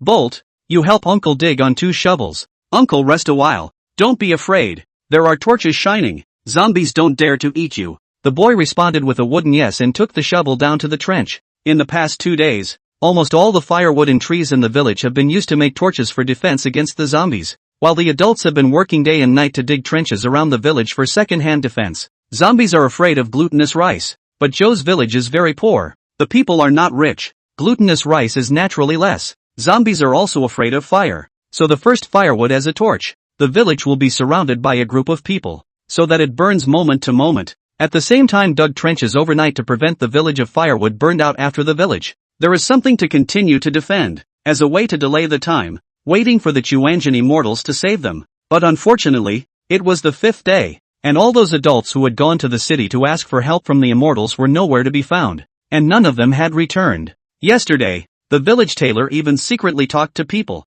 saying that when he was digging a trench by the torch, he saw a zombie, and that zombie was the 4 old men who had gone outside earlier to ask for help and report. He said it was scary, saying that at that time the 4 old men's bodies were hidden in the darkness, illuminated by the blur of firelight that wrinkled old face, and then looked at him with empty eye sockets without eyeballs, as if to ask, why force yourself to a son and daughter dead? No support for an old farmer to go to the air. Why not someone else? Why not you? Is it just because you're a foreigner? The people who went out to look for rescue have turned into zombies, which makes every adult in the village worried. All kinds of talk is also more and more. Bolts from time to time will hear some talk. After all, he is still a child, and no one avoid him. And what he had heard others talk about the most in the past 2 days was that the village he had grown up in was not at all a blessed place for submerged dragons. Instead, it's a place of downright evil. As for that so-called mountains surrounded by water on all sides, such a terrain is simply a natural coffin. At this time, outside the village, under the light of 3 meters of a torch, Bolt jumped down into the trench with a shovel that was taller than his own person and dug hard. At this moment there are other villagers in the trench struggling to swing the shovel. They did not have much expression after seeing the bolts jump down. The expression are a little wooden, dull, digging their own, as if digging is not used to trap the zombie trench, but their own grave. Bolt young, digging not a while will be tired. The whole person also began to dry mouth. They are ready to climb out to find a drink of water, but he just climbed out of the trench. He saw the darkness in the distance. Appeared a few slightly blurred silhouettes. The 10-year-old was lying on his back by the side of the trench, peeking his little head out from inside the trench and looking curiously at the figures. He wasn't worried about it being a zombie. After all, behind him was the constantly burning torch. The zombies wouldn't dare to come close. Soon the figure came nearer, and a clear speaking voice came. I'll never buy a carriage again. It's just too inconvenient to climb mountains. Sitting on the front yoke of the carriage, Lin Xiaolu complained to Zhang Ning, who was driving the horse beside her, saying, when I was carrying the wagon up the hill, this horse was so happy that he walked in front of me exclusively, and spent the whole time with his butt to me, and every now and then he turned his head to look at me teasingly, and I saw a word in his eyes. What's the word? Zhang Ning asked softly. Kiddo, you've had your day. Put. Zhang Ning covered her mouth and laughed her ass off, then gave the guy a blank look without any good sense. Come on, you've been complaining all the way here. She shook the reins in her hands, lifted up her lips, and let out a long phew before shouting softly to the carriage. Lord Unsullied, we've arrived. The carriage stopped in front of the trench, and Lin Xiaodir, who was sitting on the front yoke, jumped down with a single stride of her short legs, and then surveyed the strange village in front of her. A long array of torches illuminated the equally narrow trench in front of him in orange, and many of the villagers who were digging the trench were peeking their heads out of it, looking at him in either horror, confusion, or excitement. The teenager also looked at them for a few moments, then crossed his arms and grunted dejectedly. What? Now the one who is the boss doesn't come out and let the little one come up to take the top? Let your big brother come out. Chapter 148 Strange Villagers. Have you heard? There's a few little dolls here, and it's rumored that they've killed a lot of zombies along the way to our village. Ooh, it can't be an immortal from Chuanjian,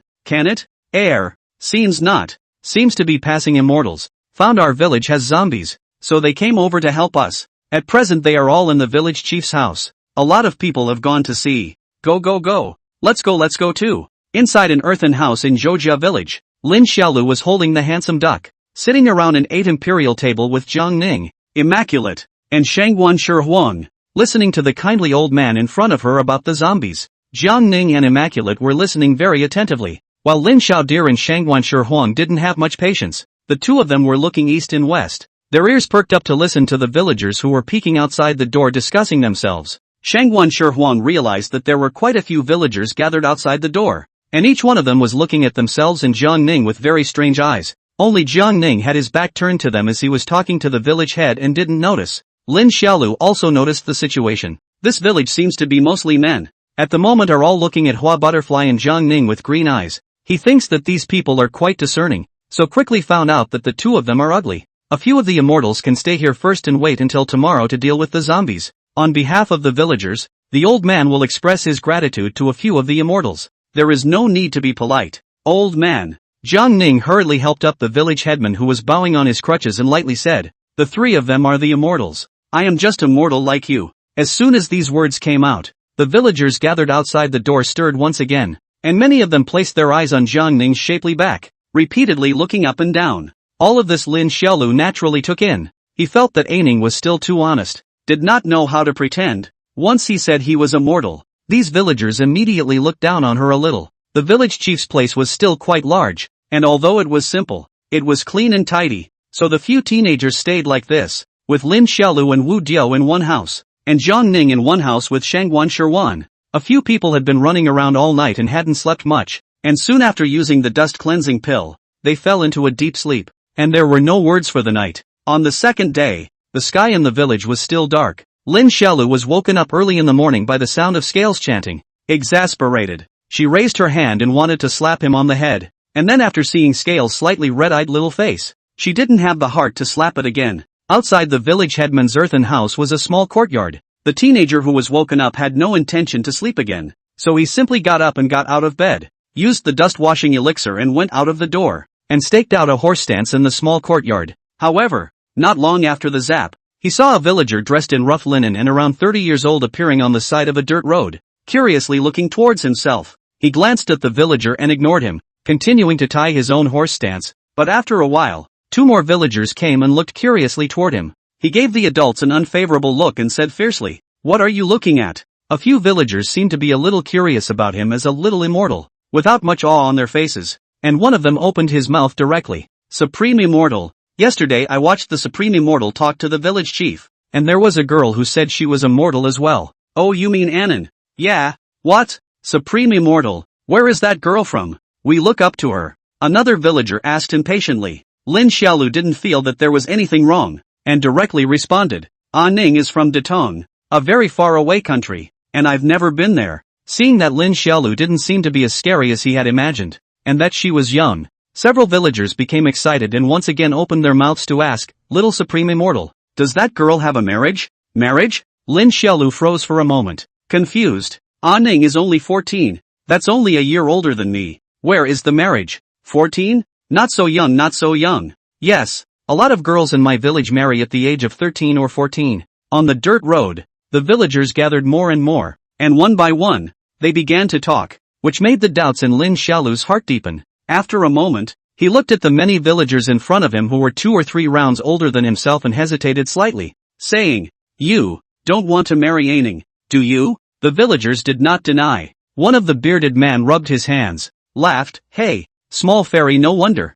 Our village is known as the village of bachelors. Everyone cannot marry a daughter-in-law. It is rare to come to the too heavenly fairy girl." Everyone naturally looked at the heart of the itch. The crowd looked at Lin Xiaolu's temper seemed to be very good, and the conversation box was completely opened, and one by one, they chatted about it. There is a man in the field who is old enough to be Lin Xiaolu's father, but he smacked his lips and said, "I have lived for more than 40 years, and for the first time I have seen such a watery girl. It would be good if she could give birth to a baby for me. No, it's so much better looking than those girls abducted by the dentists." When these words came out, Lin Xiaolu immediately felt a little uncomfortable in his heart. The first few sentences he heard were still barely acceptable, but at this moment the words these villagers said had become more and more unpleasant to the eye. Based on the principle that she shouldn't bully ordinary people, Lin Xiaolu reminded these people, "We're here to deal with the zombies to save you, and after dealing with the zombies we'll leave. Immortal this and nothing ah." A villager laughed, "That girl is not immortal. You take her also useless?" Back to the villager will go to ask her to marry, her requirements are not high. "Yes, immortal. How can that girl doll stay with you as immortal? Is she your servant?" Lin Fawn. He was really a bit fired up. These people are sick. Are they crazy about getting married? "Anon is not my servant. He is my friend. You guys need to stop talking. We're just here to deal with the zombies." 2 somewhat impolite words were released, but the villagers still didn't take it seriously, as if they only regarded him as an ordinary child with a bit of a talent, and continued to discuss Jiang Ning's stature on their own. There was even a man who said, "If I could sleep with such a good-looking girl for one night, it would be worth dying for. Better than being cut off from my children and grandchildren here." Lin Xiaolu was completely dumbfounded by what he heard, and he, who had never been exposed to this kind of thing before, froze directly in place for a moment. He can see that these people seem not to be very reverent at all for the immortals. They seem to be only concerned about whether they can get a daughter-in-law or not, and whether they can have a descendant or not. And just when he was dumbfounded beyond words, inside the house, the petite Shangwan Shi Huang, who was wearing 2 pilled heads and a colorful floral dress, suddenly walked out. As soon as she appeared, she immediately attracted all the men's gazes, dozens of men staring at her as a 12-year-old girl, a scene that made Lin Xiaodir feel uncomfortable no matter how she looked at it. Shangwan Shi Huang playfully walked to Lin Xiaolu's side, skimmed him, and hummed disdainfully, "You're so arrogant with powerful cultivators, able to draw your sword at the drop of a hat. How come you're so weak with these commoners who don't know how to die?" Lin Xiaodir scratched his head, embarrassed and somewhat at a loss for words. And after Shangwan Shi Huang grunted lightly, she faced the group of villagers with green eyes and revealed a devilish sneer. "From now on, if any guy ever slights this young lady in Jiangning again, even if it's just by looking at them or talking about them, this young lady will gouge out his eyeballs. After digging out the eyes and cutting out the tongue, after cutting out the tongue and chopping up the hands, after chopping up the hands and chopping up the legs, after chopping up the legs and chopping up the little brother, after chopping up the little brother and extracting the soul. Didn't you guys say it was worth dying for? Well then, this lady will make your lives worse than death, so that you can't even reincarnate." After the ruthless words, she lifted her small chin and swept a domineering glance at all the villagers. "Which one wants to try?" Chapter 149 Boys. After the serious and terrifying threatening words were released, the villagers all lowered their heads and stammered as they dispersed, not daring to act recklessly in front of this fierce little fairy in front of them. And once they were gone, Shangwan Shi Huang gave Lin Xiaolu a contemptuous look. "You're such a wimp, Lin Fawn." "I'm not a wimp. You don't even know how many people I've killed. I'm afraid of myself when I'm fierce. Whether it's an old man, a woman, or a child, I won't let go of any of them." "Okay." Shangwan Shi Huang nudged at a small country boy sitting on the far bank of the river. "Here, there's a kid over there. Go take his head off and give it to my lady. Who'll kick it as a ball?" Lin Xiaolu. "Sigma." Lin Xiaodir choked for half a day, and then loudly retorted with a reddened face, "I'll go if you tell me to go. How disgraceful that would be for me. I prefer not to go." Shangwan Shi Huang rolled her eyes arrogantly, not bothering with this tough-talking guy, holding her arms and twisting her head to go back to the house. Lin Xiaolu also huffed and puffed and continued to tie the horse stance, while tying the side and the heart to comfort themselves. They are a murderous mode feelings of the child. The reason why they do not want to do it is just afraid of blood splashed on the body is not good to wash. At the stroke of the hour, the horse stance was finished, and the deer ate breakfast with the group, and then went out of the village to get rid of the zombies at the behest of the village chief. Before setting out, Fawn inadvertently glanced at the river not far from the village headman's house, and realized that the little boy had not yet left, and was still sitting alone by the side of the river, with his back to himself. He was slightly puzzled and didn't think any more about it. The sky was still dark at this time of the day, giving off a depressing feeling, as Lin Xiaolu, dressed in Taoist robes, hugged Handsome Duck, and together with Unsullied, who was dressed in a clean white monk's robe, the quirky Shangwan Shi Huang, and the calm and collected Jiang Ning, they went out of the village, crossed the trench, and marched forward into the darkness. "Why is it all dark here? I can't even see the road." "Little dear sure master, this is something that the little monk is not too sure about. Don't look at this lady. This lady doesn't know." "Unclear." "Handsome Duck, aren't you an old duck who has lived for over 200 years? Come and tell us why the sky is dark here." "Brother, can you change your name?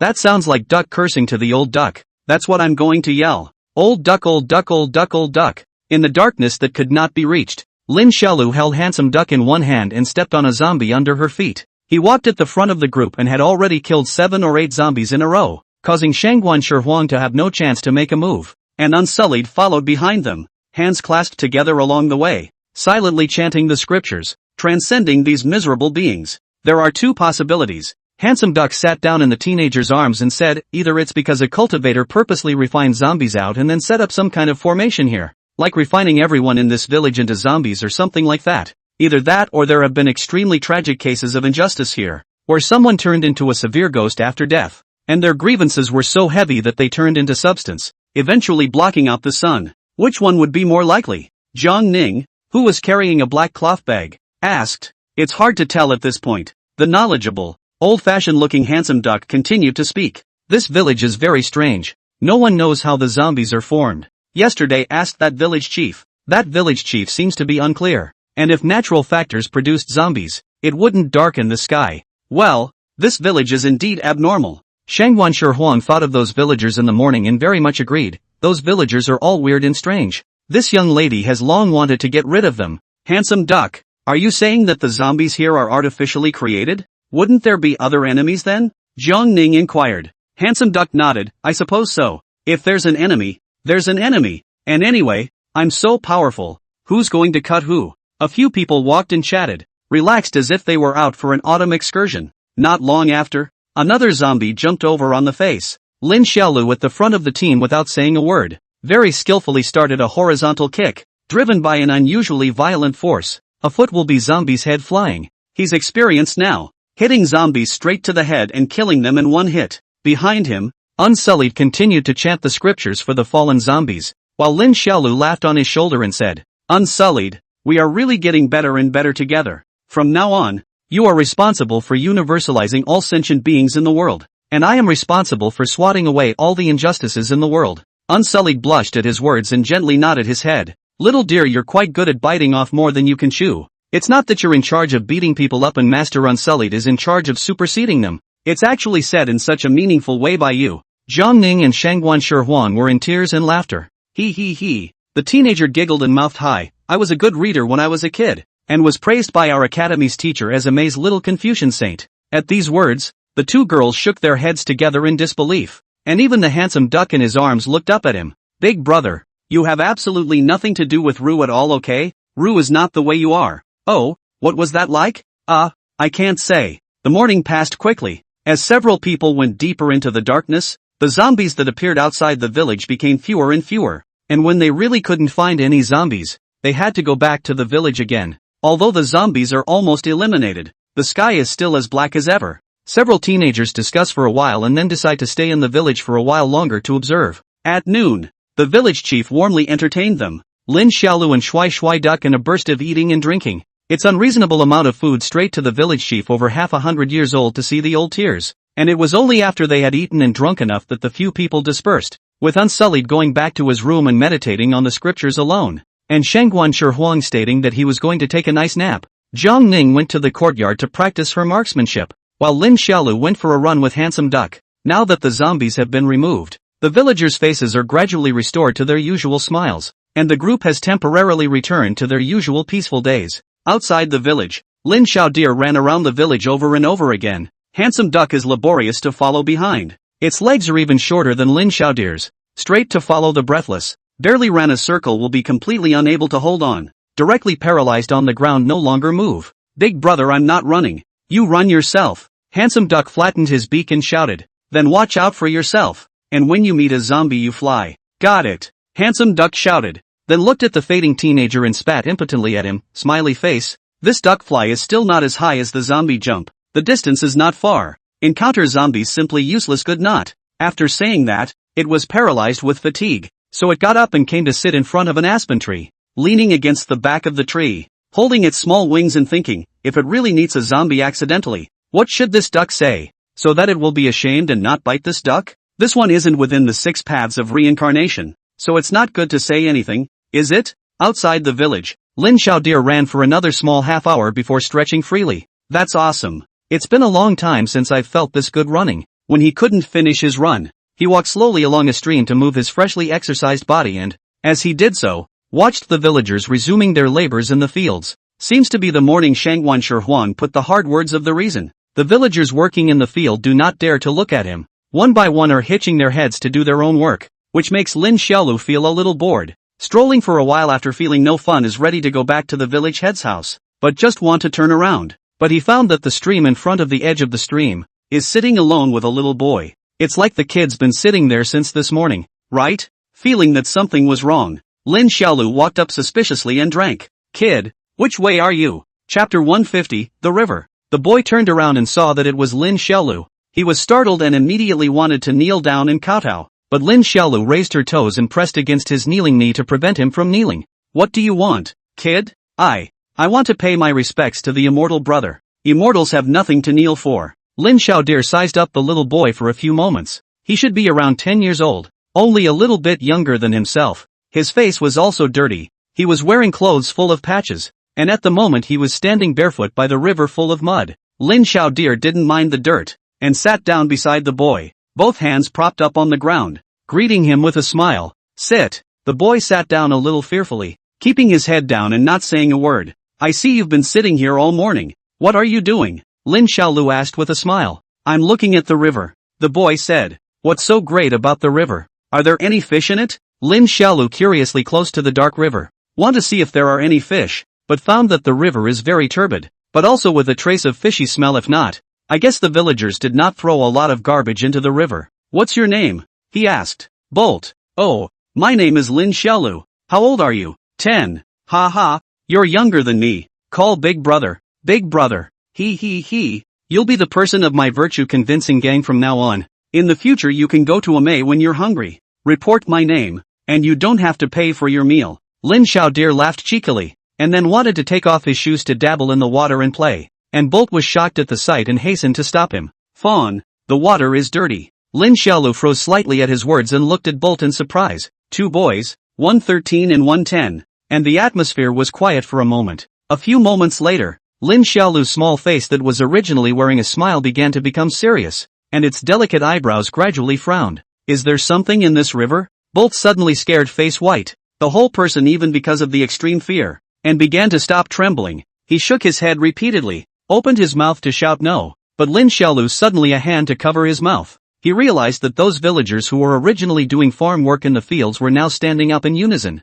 looking towards himself and Bolt. Bolt, turn around. If someone asks you what we talked about, just say that I asked what specialties your village has. In addition, if there are any people who want to bully you, you just yell out. You trust Big Brother. Big Brother will definitely save you. After saying these words in a low voice, Lin Xiaolu changed his serious expression, laughed loudly, and patted Biaozi's shoulder, saying, when my brother was your age, he already went to learn Kung Fu every day. That said, you don't just shake your head. Your village is so difficult. Really do not have any souvenirs? The villagers in the distance seemed to be relieved when they heard this, and after a while, they continued to lower their heads and do their farm work. Unsullied had praised it more than once, saying that Fawn was a youngster with great wisdom. It is also true that while he is often out of tune, he has an observation, perception, and perseverance far beyond his years. So whether he was literate in the literacy hall back then, or learning Kung Fu, comprehending Tai Chi, and creating his own twofold dark power, he was able to do it all in a transcendent way. Of course, because Lin Xiaolu's current age is still relatively young, resulting in its own insight is not much, but Lin Xiaolu was definitely not stupid. He clearly remembered that Mr. Storyteller said there must be a demon when things go against the grain. In the afternoon, he just chatted with Bolt by the river, then worked out on his own, and taught Bolt some self-defense techniques, and had a great time playing with him. And at night after dinner, Lin Xiaolu went back to the riverside alone, taking advantage of the fact that no one was around,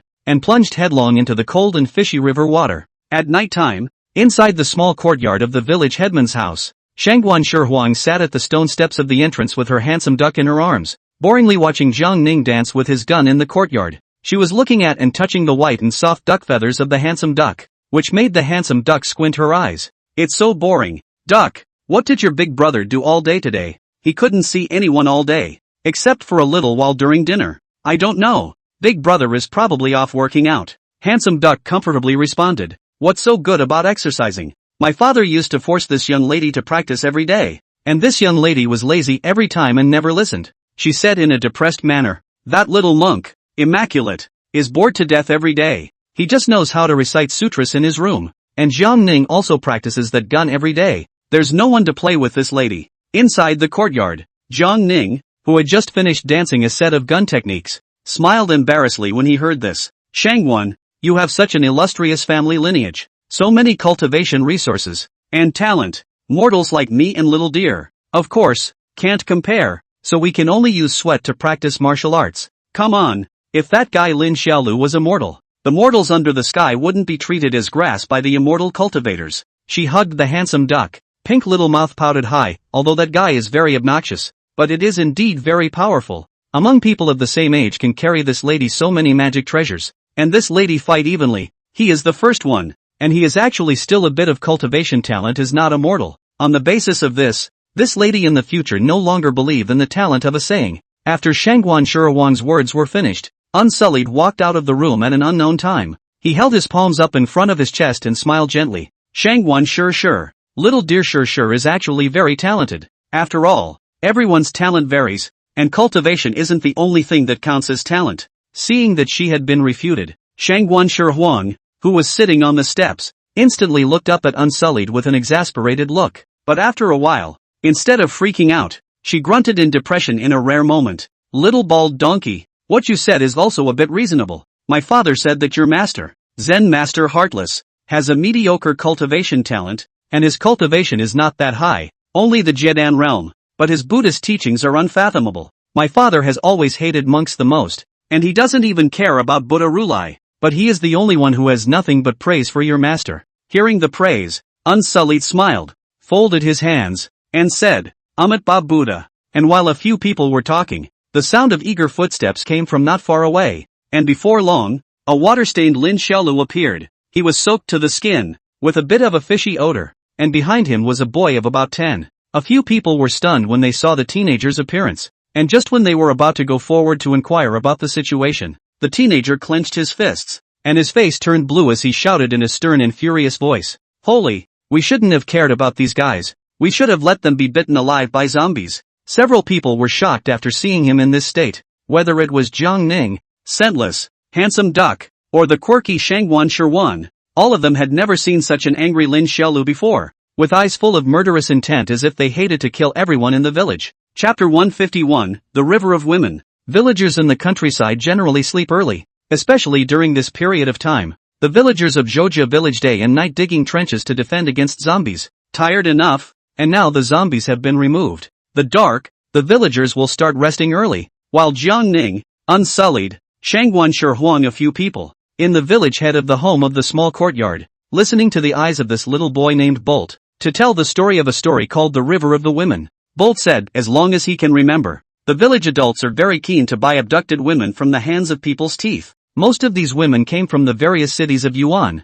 and they were not cheap. Villagers often needed to use 10, or even 20 years of savings to afford a woman. There are no women in the village, and everyone needs a woman to carry on their family's name. So after purchasing the women, the villagers would have children with them, and if a girl was born, the girl would be thrown into that river and drowned. In everyone's perception, a girl is of no use, and when she grows up she will have to be married off, neither as a descendant nor to provide for her own old age, but just an extra mouth to feed, which is burdensome for the already poor village. And if a boy is born, the women who are abducted are beaten alive and still end up being thrown into the river. The reason is because the whole village is buying women, and the number is so large that the villagers are afraid that the officials will find out and ask questions, so the villagers will destroy the bodies and destroy the traces. And over time, the river that had drowned countless women became known as the Women's River by the people of the village. In Bolt's childhood, he once witnessed a cousin's uncle spend half of his life savings to buy a lady from a big family, and as a result, he gave birth to 3 consecutive babies,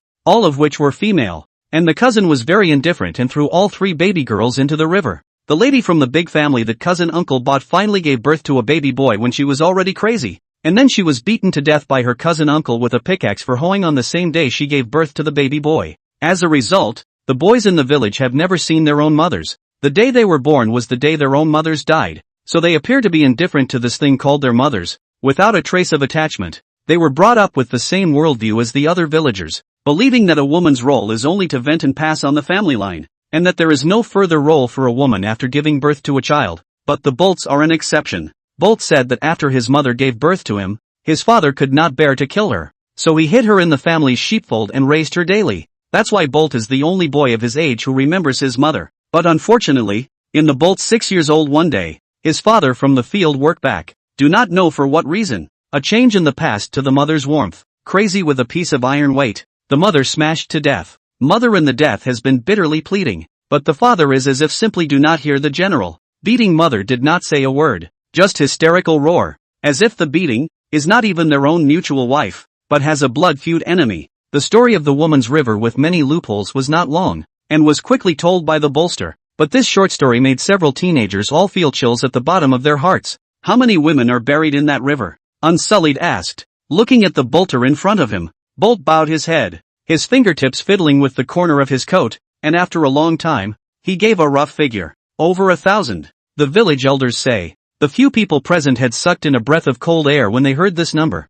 while Shangguan Shi, who was holding Handsome Duck, had already begun to pick out a guy from Renaissance Sacred Ring, and while she did so, she said angrily, let's slaughter the village at night? Shangguan, take it easy for now. Jiang Ning, who was also very angry, calmly advised, "We can report it to the officials and let them take care of it." After being silent for a while, Unsullied looked at Lin Xiaolu and asked softly, "Master Xiaolu, what do you want to do? What else can I do? I'm going to make a killing." Lin Xiaolu was enraged to the extreme. He angrily rebuked, "I went down that woman's river and saw countless corpses and bones at the bottom of the river. What these villagers did was worse than zombies, but we still don't know where the zombies came from." Unsullied's face was calm as he said, "Little Monk feels that there are still a lot of doubts in this matter." "There can be no doubt," Shangguanshi Huang spiritedly said. "Jiang Ning, Little Monk, if you two can't lay your hands on her, let this young lady and Lin Xiaolu do it. When this young lady thinks of those innocent women who were abducted and what happened to them, she feels a cold chill straight behind her back.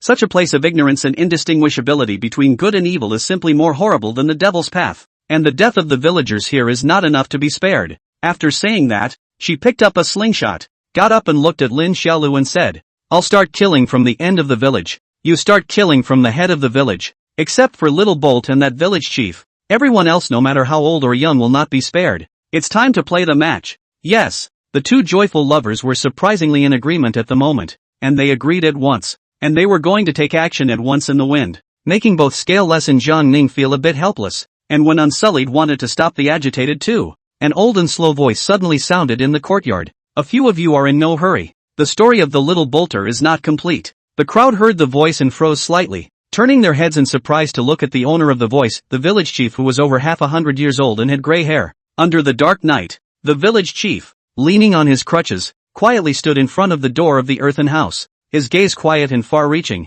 and was looking at them with a smile or a laugh. Moreover, on his body, there was also an iffy aura emanating from him, an aura that Lin Xiaolu and Jiang Ning couldn't feel, but only Unsullied and Shangguanshi Huang could feel, and after Unsullied and Shangguanshi Huang felt that aura, their gazes towards the village headman condensed at the same time. "Friar, Little Bolt, when you see Grandpa Village Chief, why don't you come up and ask for candy like you did when you were a child?" the old man said smilingly to Bolt. Bolt shivered in fear and looked at the village chief in horror, as if he had seen the most terrifying evil spirit in the world. Seeing this, Lin Xiaolu stepped in front of Bolt, facing the village chief's amiable eyes directly. In fact, no matter if it was the cynical Lin Xiaolu or the Shangguanshi Huang who liked to fight for justice, they all still felt good about the village chief. If there is like a normal person in this village, it can only be this old and weak village chief. But obviously, the village chief, at this moment, is not normal either. At this moment, the four teenagers were lined up, facing the kindly old man in front of them.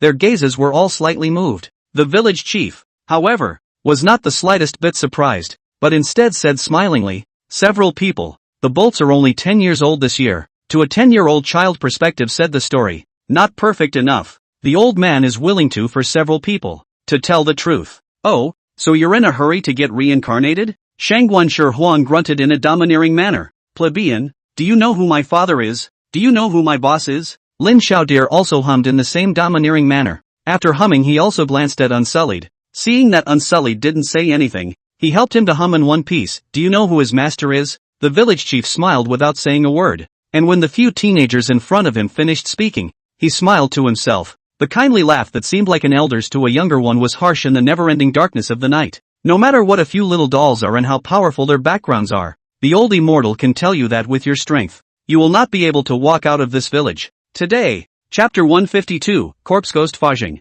"Ha, I love to take on those who think they have outstanding abilities." Lin Xiaolu looked at the village chief with a disdainful expression and drank. "The zombies here, did you refine them?" The village chief smiled and nodded his head. "There's no way. There's no talent in cultivation, so you can only find another path to longevity." He smiled and introduced himself to the few people. "My name is Zhou Pingan, a native of Zhoujia village, and I was once an outer disciple under the Chuanjin sect." A few people were stunned to hear this. "Quanjin?" Unsullied frowned. "Chuanjin is one of the 6 great Dao sect immortal sect. How could it do such a nasty thing?" The old man's wrinkled face squeezed out a grim smile. "Indeed, Chuanjin is a Daoist immortal sect, always acting in a bright and open manner. The old man has disgraced the sect, but I can't help it. I don't have the talent to cultivate. I didn't have the talent to cultivate. I entered the Chuanjin at the age of 6, and I've been an outer disciple for 13 years, but I can't even cultivate the first level of chi condensation, let alone enter the inner sect,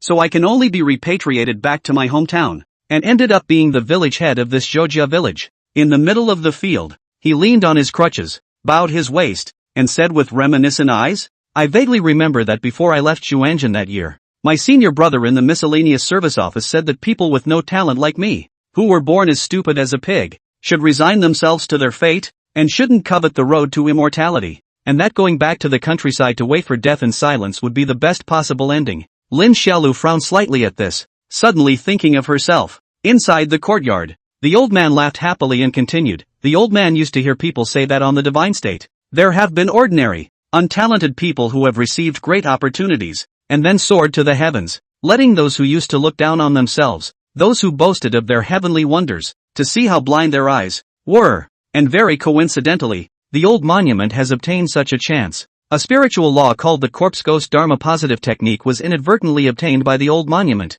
You guys, such an unavailable chance. Can the old monument not take it? Hearing this, Shangwan Huang already didn't bother to listen anymore and said with an impatient face, so you refine zombies? Can you say your last words quickly? This young lady can't wait to get you killed. The old man didn't pay attention to her words, but continued to reminisce to himself. Counting this year, the old man just happened to be the head of the Zhou family village for a year. And over the years, in order to seek longevity, I have used the villagers here to cultivate the necromantic ghost method of orthodoxy, subconsciously controlling their thoughts, giving them necromantic poison, and controlling them to mutilate women, until a few days ago when it finally came to fruition. 1 armor. Ah, for the sake of longevity, the old immortal has spent a full armor's worth of time before mutilating more than 1,000 women and harvesting this huge grievance that is so thick it could blacken the heavens and the earth. So it was really a painstaking effort, he exclaimed with a proud face, as if touched by his own perseverance and persistence. Ghoulish fa zhang jutsu. What is it?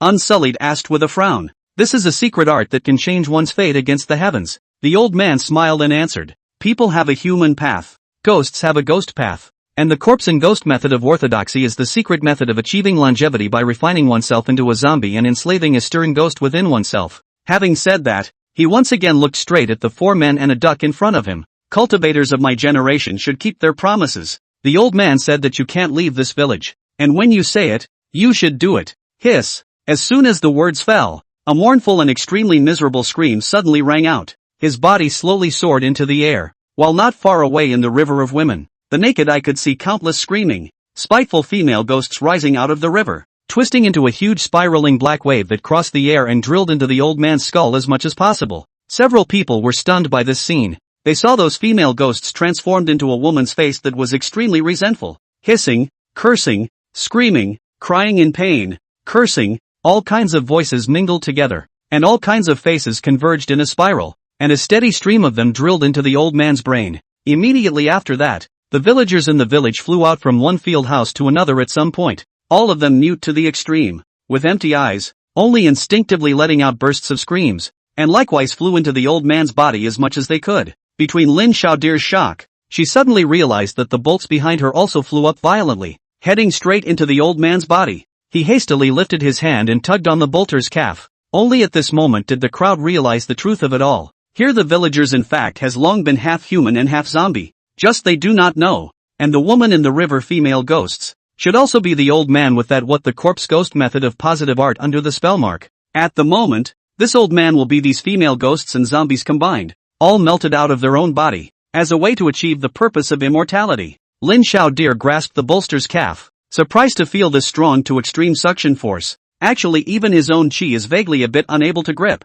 In mid-air, the old man inhaled thousands of female ghosts on top of his head, and his old body was filled with the flesh and blood of countless villagers, while he remained the image of a kind elder, condescendingly smiling. Zombies have a vampire but no soul, and the stirring ghosts have a soul but no vampire. And when the two are combined, they can be the corpse and ghost fa zhang. There has never been more than one way to longevity. Those who cultivate immortality steal the aura of heaven and earth. So the old man seizes the aura of the corpses of all the people, the aura of grievances, in order to forge my path to longevity. Asterisk asterisk asterisk asterisk you're stinking. You're not even cultivating immortality like this. You can't even be a human being in the end like this. Lin Xiaodir gritted his teeth and roared loudly. At this moment, in order to pull the bolts, his body's veins were rippling, and all his milk strength surged out, but he was still somewhat unable to pull, and his 2 short legs stepped out deep pits on the ground. And in the midst of the hissing and screaming of countless severe ghosts and living corpses, the old man looked at Lin Xiaolu,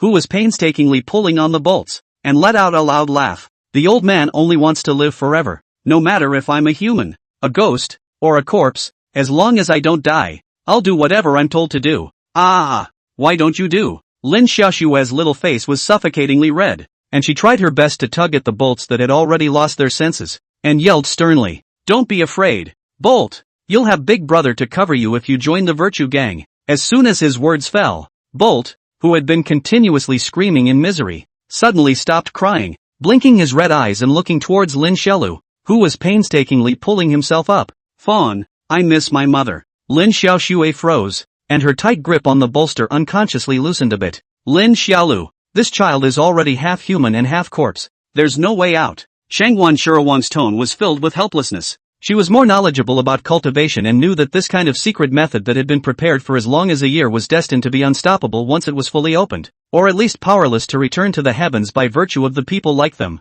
When the bolster's father hit his mother, it means that the bolster's father also had a rebellious mentality, or perseverance is stronger, but after all, it is only a mortal, and in the end, it should be discovered by this old undead, and only then will be uncontrollable to kill his own wife. After a whole armor, the corpse poison in these villagers' bodies had already reached the bone marrow, and their twisted minds were so deeply rooted that they could not be stopped at all. "Brother little dear, let go. I want to hug my mother like when I was a child." Bolt reveals a child's clean smiling face and smiles at Lin Xiaolu, who did his best to save him. "Thank you, Fawn, for playing with me by the river this afternoon and teaching me martial arts. I haven't had this much fun in a long time." Lin Xiaodir bit her lip and didn't say anything, her eyes slightly red, and in the end, she finally couldn't pull herself together and watched as the 10-year-old bolts flew away from her hands, drilling headfirst into the old man's body. At this point, all the living beings in the Zhou family village were completely transformed into zombies to be absorbed by the old man. More than 1,000 stern ghosts of the woman river were also absorbed by it.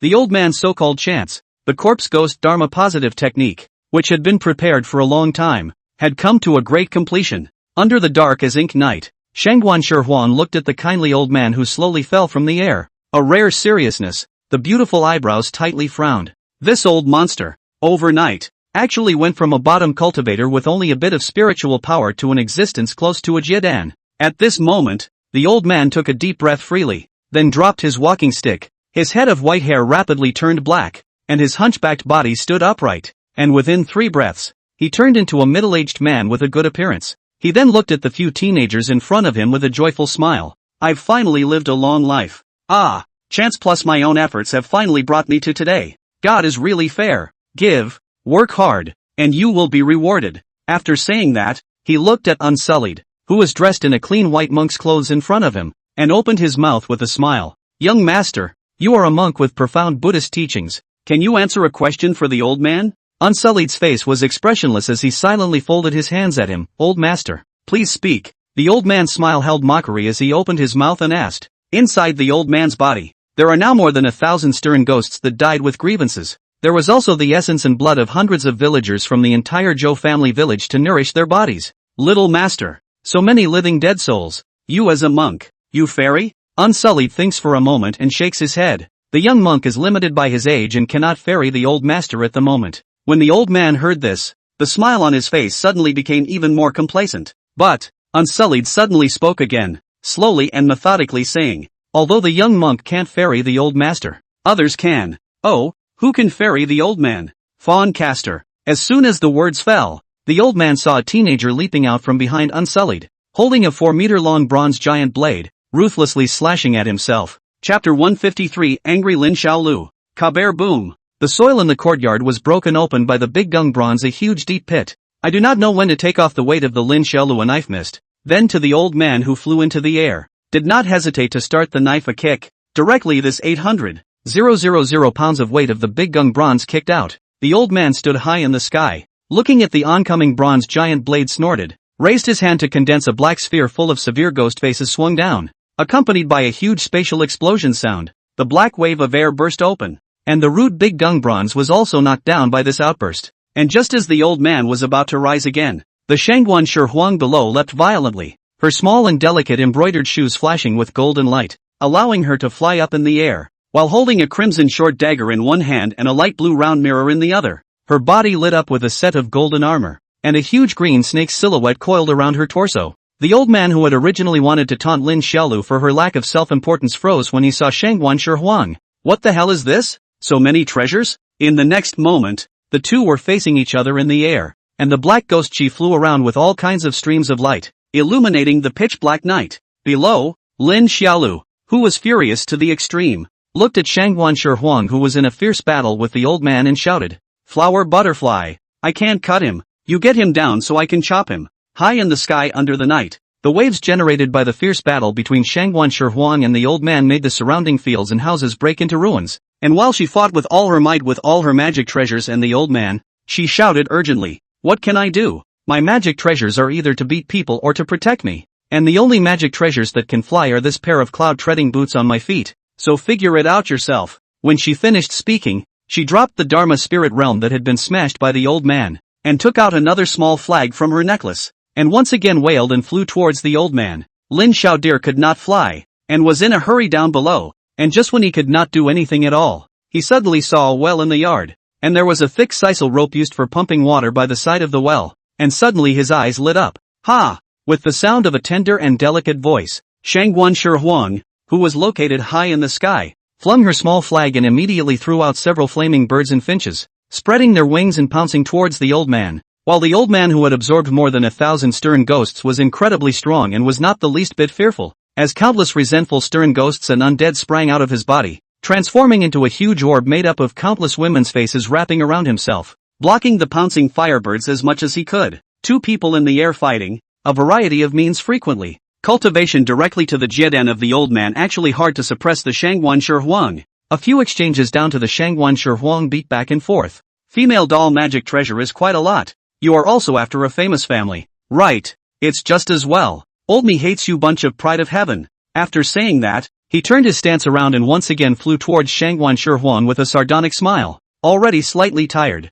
Shangguan Shi lost her face in fear and hurriedly prepared to pull out a new magic treasure to block it. But just when the old man was only a few inches away from her, a breaking sound suddenly came from below. On the ground, Lin Xiaolu left hand holding a few meters long thick hemp rope, all the way to run wildly after the small short leg's indignation. Its violent force directly on the ground will be stepped on the broken, and his whole person also jumped to 5 or 6 meters high in mid-air, and then threw up his left hand rope. To the old man swung. Hemp rope immediately whoosh. The hemp rope immediately whoosh. Sound fly swing out. Directly rolled the old man's ankle. "Who told you to fly? Get down here." The teenager roared with vigor and yanked. The amazingly strange force pulled the hemp rope right through, but it also pulled the old man in the sky down alive. In the next second, Lin Xiaodir landed on the ground together with the old man, and then without hesitation, he ran towards the old man with his sword, not giving him the slightest chance to take off again, and directly swung his sword across the ground. Clang! Although the old man's body is shrouded in a black ball full of women's faces,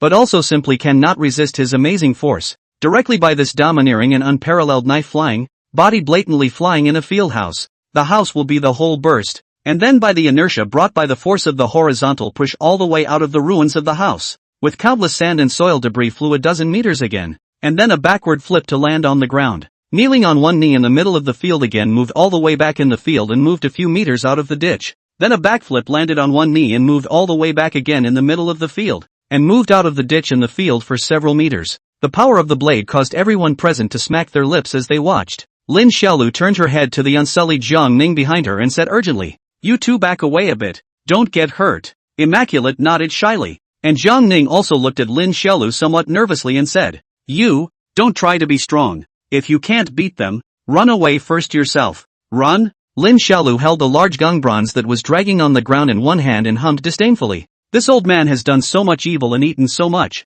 No, he has harmed so many people. If I don't hack him to death today I'll be sorry for my new little brother." Bolt! When he finished speaking, he dragged the narrow, large gong bronze with one hand and darted toward the old man with a wailing, angry cry. At this moment Lin Xiaolu was really want to kill this evil bad old man. The whole person rushed into the field house that was broken by him, and then rumble, a sound, with his own brain smashed the already crumbling earth wall, dragging the big gong bronze, with rolling dust and smoke rushed into the field, straight to the old man rushed. The speed is amazingly fast, and the sky Shangguan Shi also at the same time a dive to fly to the old man. In the endless emerald green fields, the old man looked at this one flying in the sky, a small doll running on the ground. His heart was a little surprised at the strength of these two people, and then violently raised his palm. And in the palm of his hand, a resentful and incomparable woman's eyes were erected. In the next moment, countless densely packed black airwaves blasted out from that vertical eyeball as if it were a dense rain of arrows, flying straight towards Lin Xiaodir,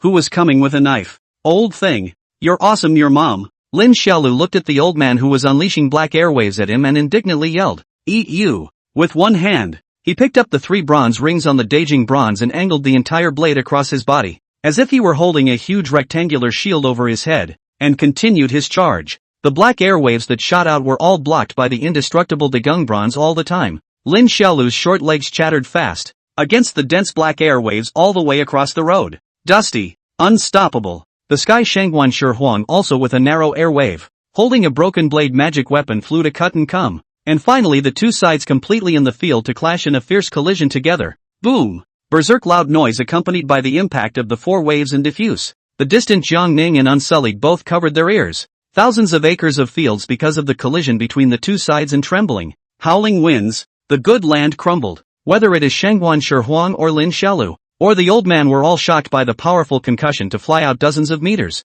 The 3 bodies as if the 3 arrows. In the emerald green fields friction out of 3 straight mud ditches, falling all the way to the soil splashing and rice flying. An exchange of words ended, and the old man lay in the deep pit of mud that he had fallen out of, covering his sore chest, somewhat surprised at the power of these 2 little guys. He originally thought that only Shangguan Shi Huang and the little monk were cultivators among these people, and both were only at the 2nd or 3rd level of qi condensation. And he had completely never expected that the strongest was actually Lin Xiaolu, who was a mortal. He was just about to get up when the angry roar of a teenager suddenly resounded in the distance once again. Asterisk asterisk asterisk asterisk in old bastard. You are just kneeling down and kowtowing to me today, recognizing me as your grandfather. I'm still going to chop you to death. Grass mud horse. The old man who hadn't yet caught his breath looked at the teenager who was once again charging towards him angrily not far away, and was instantly dumbfounded. This waif is sick. He killed a lot of people, but it has nothing to do with him, as to be so desperate. On the other side,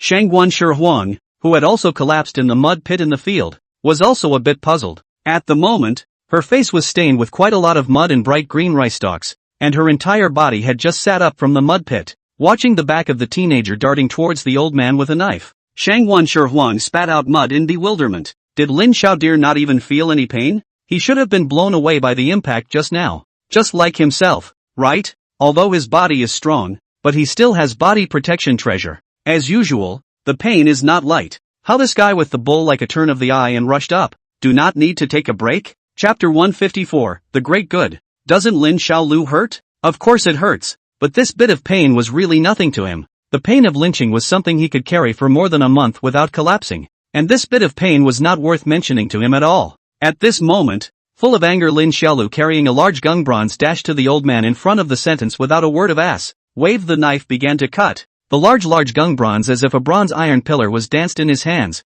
one knife after another, as if from a high place to pour down the flood waterfalls. A steady stream of the old man's hood-splitting head and face as a burst of chopping, and for a time it was the cultivation of infinite close to the jiedan of the old man was forced to constantly backward. The old man's cultivation was close to the jiedan, and he was forced to retreat. Look at the knife. Top heart elbow. Look at the knife again. Moving blocking whack. Also look at the knife. Chopping and hanging palm. Always look at the sword. Iron mountain leaning. Lin Xiaodir wailed and shouted. The whole time he was punching and kicking the old man while chopping, completely giving up his own defense, fighting the old man with this kind of injury for injury fighting method. And finally, he was even staring at his eyes and wailing, Malagasy, you spit out the lives of those mortals. Mud bloods. In the middle of the field, the angry teenager raised his huge bronze blade, slashing with anger and indignation, and straight away, the old man's head clattered and soon had a tendency to collapse. The old man was also completely flustered. He had already been beaten up by this life-threatening teenager in front of him. After resisting several knives at this moment, he didn't dare to tangle with this ancient beast-like little doll any longer, and with a single movement of his stance, he was about to fly away, but he had just flown up, when the furious Lin Xiaolu grabbed him by the ankles, and yanked him down once again. You fly a hammer. With an angry tug, the teenager grabbed the old man's leg and slammed it into the ground, straight up, causing the entire ground to shake. He wailed, will be the old man upside down in the hands? From the left to the right, and then from the right to the left, will be smashed around the field of the rumbling, dirt flying, the entire ground were smashed constantly sinking, and finally once again up the knife against the old man's head, a chaotic hacking. The whole process does not give him the slightest opportunity to catch his breath. Straight to the hole of his hacking into the ground. Clang! Clang! Clang! De gung bronze and the old man's round cover collided with one after another iron roar, each time deafening. Straight to the distant Shangguan Shi Huang are heartbreaking. Good guy. This does not seem to need their own help. This guy full out actually so strong. It seems that the last time he fought with himself or stayed in the distance. Zhang Ning was equally horrified as he watched the scene, his entire being stunned by Lin Xiaodir's rampage. The fawn, now, looks so fierce and scary. Little deer caster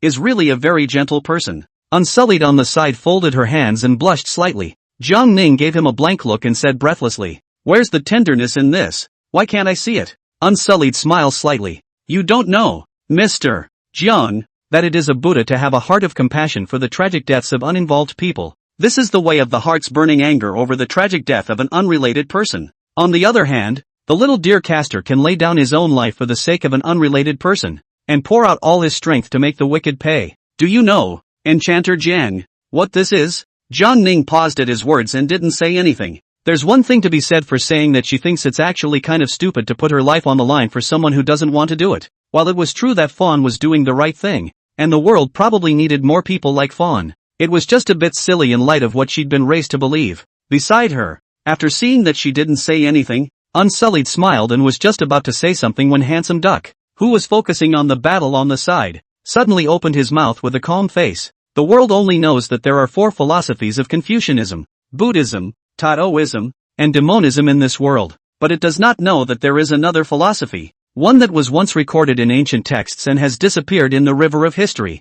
Zhang Ning gave Handsome Duck a puzzled look and curiously said, "What philosophy?" The quiet Handsome Duck looked at the angry, sword-wielding teenager in the distance, his gaze ghostly for a long time, then his throat rolled and he slowly spat out a word: chivalrous. "Little doll, you seek death." Under the successive swings of the great gung bronze, the old man was also completely on fire. His entire body sunk into the ground, and between his raised hands, he erupted several mournful and extremely grievous and poisonous spirits, which were born to resist Lin Xiaolu's downward slamming blade. More than 1,000 severe ghosts seemed to cover the sky and surrounded Lin Xiaolu, crazily infesting his body and resisting his falling blades. But Lin Xiaolu was oblivious and still pressed down on the huge Daijing bronze, not letting go at all, and one vein after another continued to burst out on his arms. Seeing that the thousands of severe ghosts were somewhat unable to resist this teenager's sword, the old man completely panicked. "Little dolls, the old man is letting you go. You and I don't know each other, and you don't need to fight old man over those civilians.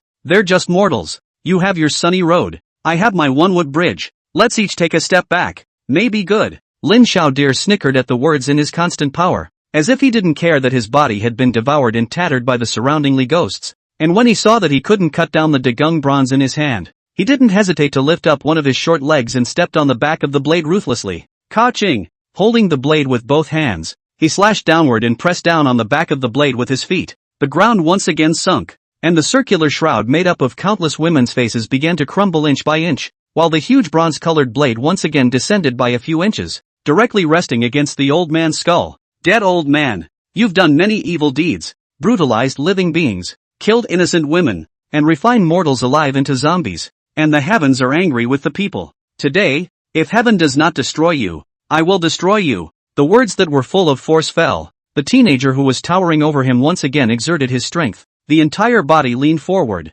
His small short legs stepped dead on the back of the knife and pressed down, and the blade instantly chopped through the hood, directly cutting on the old man's head, and for a time, the plasma surged. "I'm right." The blood-covered old man stared at his unwilling eyes and hissed in a harsh growl. "I just want to use my own efforts and chances to show those who look down on me that I can surpass those so-called heavenly prides with my own efforts. I want to live forever. I want to cultivate immortality. I've been trying to plan for a whole armor. Who are you to ruin my dream? That's my lifelong dream. I just want to prove to those towering geniuses, as long as one is willing to work hard and seize opportunities, even without the so-called talent, one can still do what a genius can do and live forever. You shouldn't have killed the old man." Hearing these somewhat familiar words, the angry teenager slightly drifted off for a moment, and the monstrous anger in his eyes gradually faded a bit. But a moment later, his condescending gaze then once again looked at the reluctant-faced old man, a hint of determination flashing in his gaze. "In your next life, eat less. It hurts your stomach,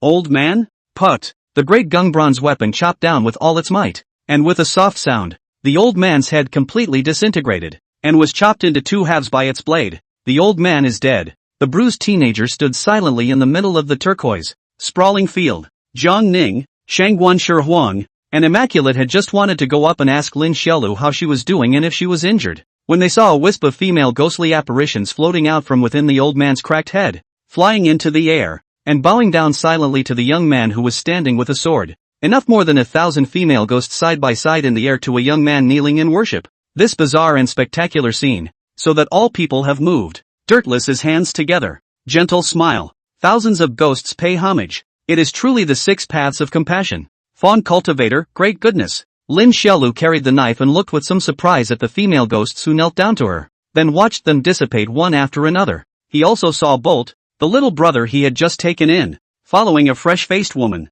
smiling and waving at him before finally disappearing with the woman. Although Bolt became a ghost, it seems that he can't speak, but he smiled quite happily. He must be somewhere in this world, thinking happily of me as his big brother, right? The teenager who thought this way broke into a joyful smile, and after all the female ghosts had all disappeared, the endless darkness overhead finally dispersed, and the sunlight that had not been seen for a long time once again sprinkled down, shining on this sinful land, as if washing away the bloody history that had once taken place on this land. Finally, the teenager looked at the old man who had turned into a corpse at his feet and spoke with an expressionless face. A sinful person like you should go to hell and eat in peace. As for what you want to prove, I'll prove it for you. Chapter 155, I want to eat. 3 days later, at night, in the middle of a bustling city street, an old man in a short shirt and lab coat is performing a light and shadow play with his wife and son in front of a bustling riverside. This is their ancestral craft, and they are particularly good at interpreting the classic story of the Genkaku, White River General. At the moment, the old man manipulated a number of shadow people. His wife and son are in charge of the sound, voice, its interpretation of the wonderful. Shadow people do the work of the god, so that the white screen in front of a group of squatting children to see the breathtaking. And in the midst of this group of children, there was a squatting young boy with a clear brow and a duck. Big brother, that old man's home to find out the ghoul Asian jutsu you actually give to throw the woman river. Also too wasteful. Handsome Duck looked at the teenager who was constantly shouting and applauding, said with a face full of helplessness, a spell that good, though it is indeed evil, but there is something to be said for the records within. A chance. The teenager watched the shadow play intently while responding disdainfully. What's so great about chance? That thing has harmed so many people. Let it reincarnate with those innocent dead. Having said that, the light and shadow play was performed right up to the highlights, and the teenager cheered loudly once again, his little hands clapping straight, his whole face red with excitement. Soon, a swashbuckling, lifelike white river will be interpreted. The teenager to see the intention is not yet finished, just want to shout to the old man to play again. But behind them came the pleasant sound of a young girl. Lin Xiao dear, come and see if the new clothes bought by this young lady in Jiangning look good. Aha! Nice and nice and nice. Old grandpa's good at it. One more. When Shangguan Shihuang saw that Lin Xiaolu didn't turn her head in the slightest, but instead concentrated on watching the light and shadow play, she was so angry that her nose went askew, and she immediately lifted her short legs and kicked the teenager's buttocks. Tai. On the street where people come and go, Shangguan Shihuang, wearing a white plain dress, sucked in her breath as she held her kicked and hurt feet, and tears were rolling in her eyes. How does this guy even have such a hard ass? Is he really made of stone? Jiang Ning and Unsullied on the side were also happy to see this scene, but the two of them were facetious enough not to burst out laughing, holding back the unusually arduous pain. It has been 3 days since they left the Zhou family village, and this small team escorting the princess of the Great Tang Dynasty has also arrived at Danyang, the most prosperous city of the Yuan Kingdom, and coincidentally, when they heard that there is a Sky Lanterns Gala in Danyang tonight, several teenagers decided to have fun here for one night. At this moment, on the street beside the river, an endless stream of talented people passing by, pedestrians and vendors, all kinds of jokes, jostling sounds, vendor shouts mixed together, rendering tonight's night color extraordinarily beautiful. Shangguan Shihuan dragged Lin Xiaolu to drag away, but the goods refused, so Shangguan Shihuan stripped his pants, and finally Lin Xiaolu had no choice but to go shopping with them. I've heard that the city will release Sky Lanterns tonight at Ohio time, so let's go buy a few to release them then. Yes, yes, yes, when the sky is full of Sky Lanterns, it must be especially beautiful. Shangguan Shihuan and Jiang Ning, two girls chirping away in front of Lin Xiaolu and Wu Diao, weaving through the crowds of people coming and going, discussing the actions to be taken in a while emitting a pleasant dainty laugh, while Lin Xiaolu, who wasn't in the least bit interested in this kind of thing like releasing the sky lanterns, was saddened and angry. Write down your wishes and put them in the sky lanterns. This is not the same as the nature of the lanterns in Yoshi in the first time. I have already played once, completely uninterested in it. As he walked, he looked around idly, and it wasn't long before he saw a gorgeous, brightly lit restaurant up ahead. The second floor of the open-air platform and the door are clustered in front of many warbling women. One by one, 1,000 charming greetings to the tourists to go in for a rest. Lin Xiaolu curiously took a look at it and was surprised. Why was this restaurant so much like the Myriad Jade workshop back then? He blinked twice before giving a wicked grin and sneaking up on the Unsullied beside him and asking, "Unsullied, do you know what lies ahead?" Unsullied sniffed and looked curiously at the tavern before shaking his head with a blank expression. The young monk does not know. He. Big brother will take you to see the world in a while. Lin Xiaodir said to Unsullied with a bad smile. Shopping with a girl is no fun at all. We should both go and have some fun on our own. Don't you think so? Wuxia face confused. Just hesitant to say but below the handsome duck slapped his legs. Contemptuous, but what but? Little monk, you need to learn more from my big brother. Shopping with girls can have a future. Yeah. Lin Xiaolu nodded her head repeatedly from the side. We're not kids anymore. It's time for us to go and do a little bit of grown-up stuff. Unsullied sniffed but was still a bit hesitant. He looked at the women with revealing clothes and blushed and said, Master Fawn, Master Duck, these women are all dressed in strange clothes and have evil smiles, so I'm afraid they're evil people. That's why you have to ferry them. Handsome Duck mixed up the urging. Didn't Buddha say, if you don't go to hell, who will go to hell? Unsullied. That's not what the Buddha said. It's what the Earth Store Bodhisattva said. From the Earth Store Bodhisattva's Benjamin's Wish Sutra. He explained in a serious manner. Alright. Jizo is Jizo. Little monk, big brother and I are going to ferry the women who are in deep distress. Aren't you going to go? Unsullied was silent for a moment, then nodded hesitantly. The duck scholar has a point. The young monk is willing to go and ferry them. After saying that, he would like to greet Jiang Ning and Shangwan Shihuang, but Lin Xiaolu was quick on her feet. While those two girls were chatting vigorously in front of him, a hand covered the mouth of Unsullied, and directly carried it up to run. Shui Duck also followed along at his feet. Two wings spread out behind him, and his neck rushed forward, and his little duck paws chattered straight. Kidding aside, if he told Jiang Ning and Flower Butterfly, then he wouldn't be able to play anymore. In the streets, many pedestrians who were roaming around saw a strange scene. A little Taoist boy carrying a little monk with red cheeks running fast, followed by a little duck with a serious face. Soon, the two of them arrived at the luxurious restaurant called Yangchun Baishuilu. Looking at the crowd of crispy and soft jewels in front of the door of the tavern, Lin Xiaolu had a look of excitement on her face. Little monk, tonight is the night we prove ourselves. Show your courage, show your compassion, ferry them hard. Unsullied's face looked odd when he heard this. He always felt that there was something wrong with it, but he couldn't tell, and after a moment, he could only nod his head helplessly. The young monk does his best. Ha, good. Lin Xiaolu patted his shoulder, and then he swaggered into this Yangchun Baishued building with him and Handsome Duck, and the two of them, with the identities of a Taoist priest and a monk. As soon as they appeared on the scene, they instantly attracted the gazes of countless female swimmers, and straight away, the people around them were talking about it. Soon, the two teenagers came to the door, a fan in hand, dressed in rose-red palace dress of the beauty of the woman noticed them. The beauty of the woman was first surprised to look at the dress of these two people, and then not surprised to go forward to warmly welcome. Yo, hello two young masters. Seeing the heavily made-up woman in front of her salute herself, Unsullied instantly turned red, and the entire person lowered her head and didn't dare to squeak. Lin Xiaolu in fact is not much better, but he can pretend to be a familiar guest, and constantly comforted himself,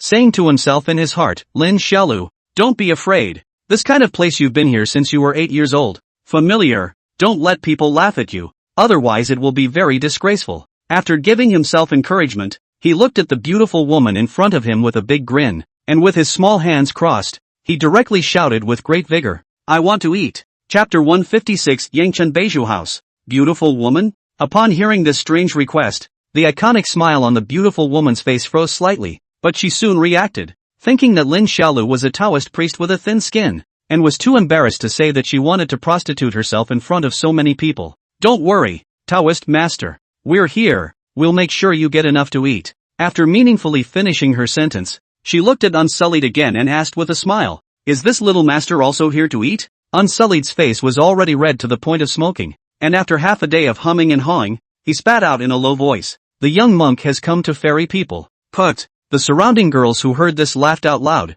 and the beautiful woman was also amused by the little monk, and directly laughed at the two dainty young women beside her. Dong Yu Chun Chin, serve the two little masters into the room. Okay mom, little master, please come with slave. Then he hugged the excited handsome duck and entered the opulent restaurant with Unsullied. Walking through the long staircase of the hall, the two teenagers were soon brought to a warm room by each of the two girls, and Lin Xiaolu shouted to Unsullied, Unsullied, ferry her properly. Unsullied also responded to him. Don't worry, little dear scholar, the young monk will do his best. The duo's remark once again caused the two girls to burst into laughter. Lin Xiaolu then followed the girl named Chun Chin into her room. The layout of the room is not bad. The table is also prepared in advance of the wine and food. Lin Xiaolu did not say a word. After entering the room was attracted by the meal, directly began to eat and drink with Shui Shui duck, and the woman responsible for serving him Chun Chin. See Lin Xiaolu after this appearance but did not say anything. A slight smile and said, is this the first time for a Taoist master to come?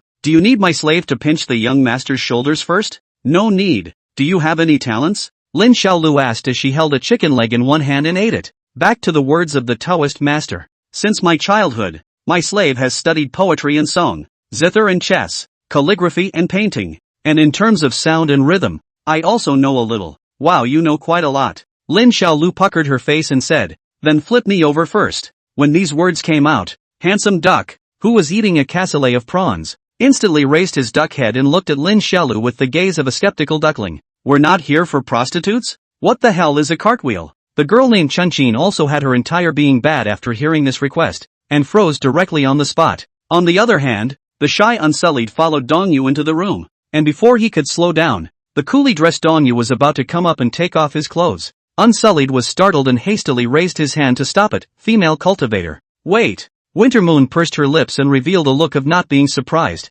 Smiling charmingly, little master doesn't need to be nervous. Look at little master's appearance, it should be the first time for him to come. Slave will serve little master well. There is no need to serve. The young monk is here to ferry the female monks. Yuki froze for a moment when she heard this, and then she laughed outright, and the entire room was filled with the sound of her petulant laughter. She laughed for a while, then poured herself a glass of wine, drank it and then sat on the pink bed, winking and murmuring softly, little master, how are you going to ferry my slave? Unsullied contemplated for a moment, then said, female cultivator, sit cross-legged first, the young monk will come to ferry you. At the same time, inside Lin Xiaolu's room, Lin Xiaolu was eating a chicken drumstick while urging Chun Chin, who was frantically somersaulting in front of her, repeatedly, faster, faster, faster, you can't even turn the wind, faster. Handsome duck on the sidelines to see the whole duck is not good. The heart straight scolded himself, this big brother waste. At this moment it has completely understood.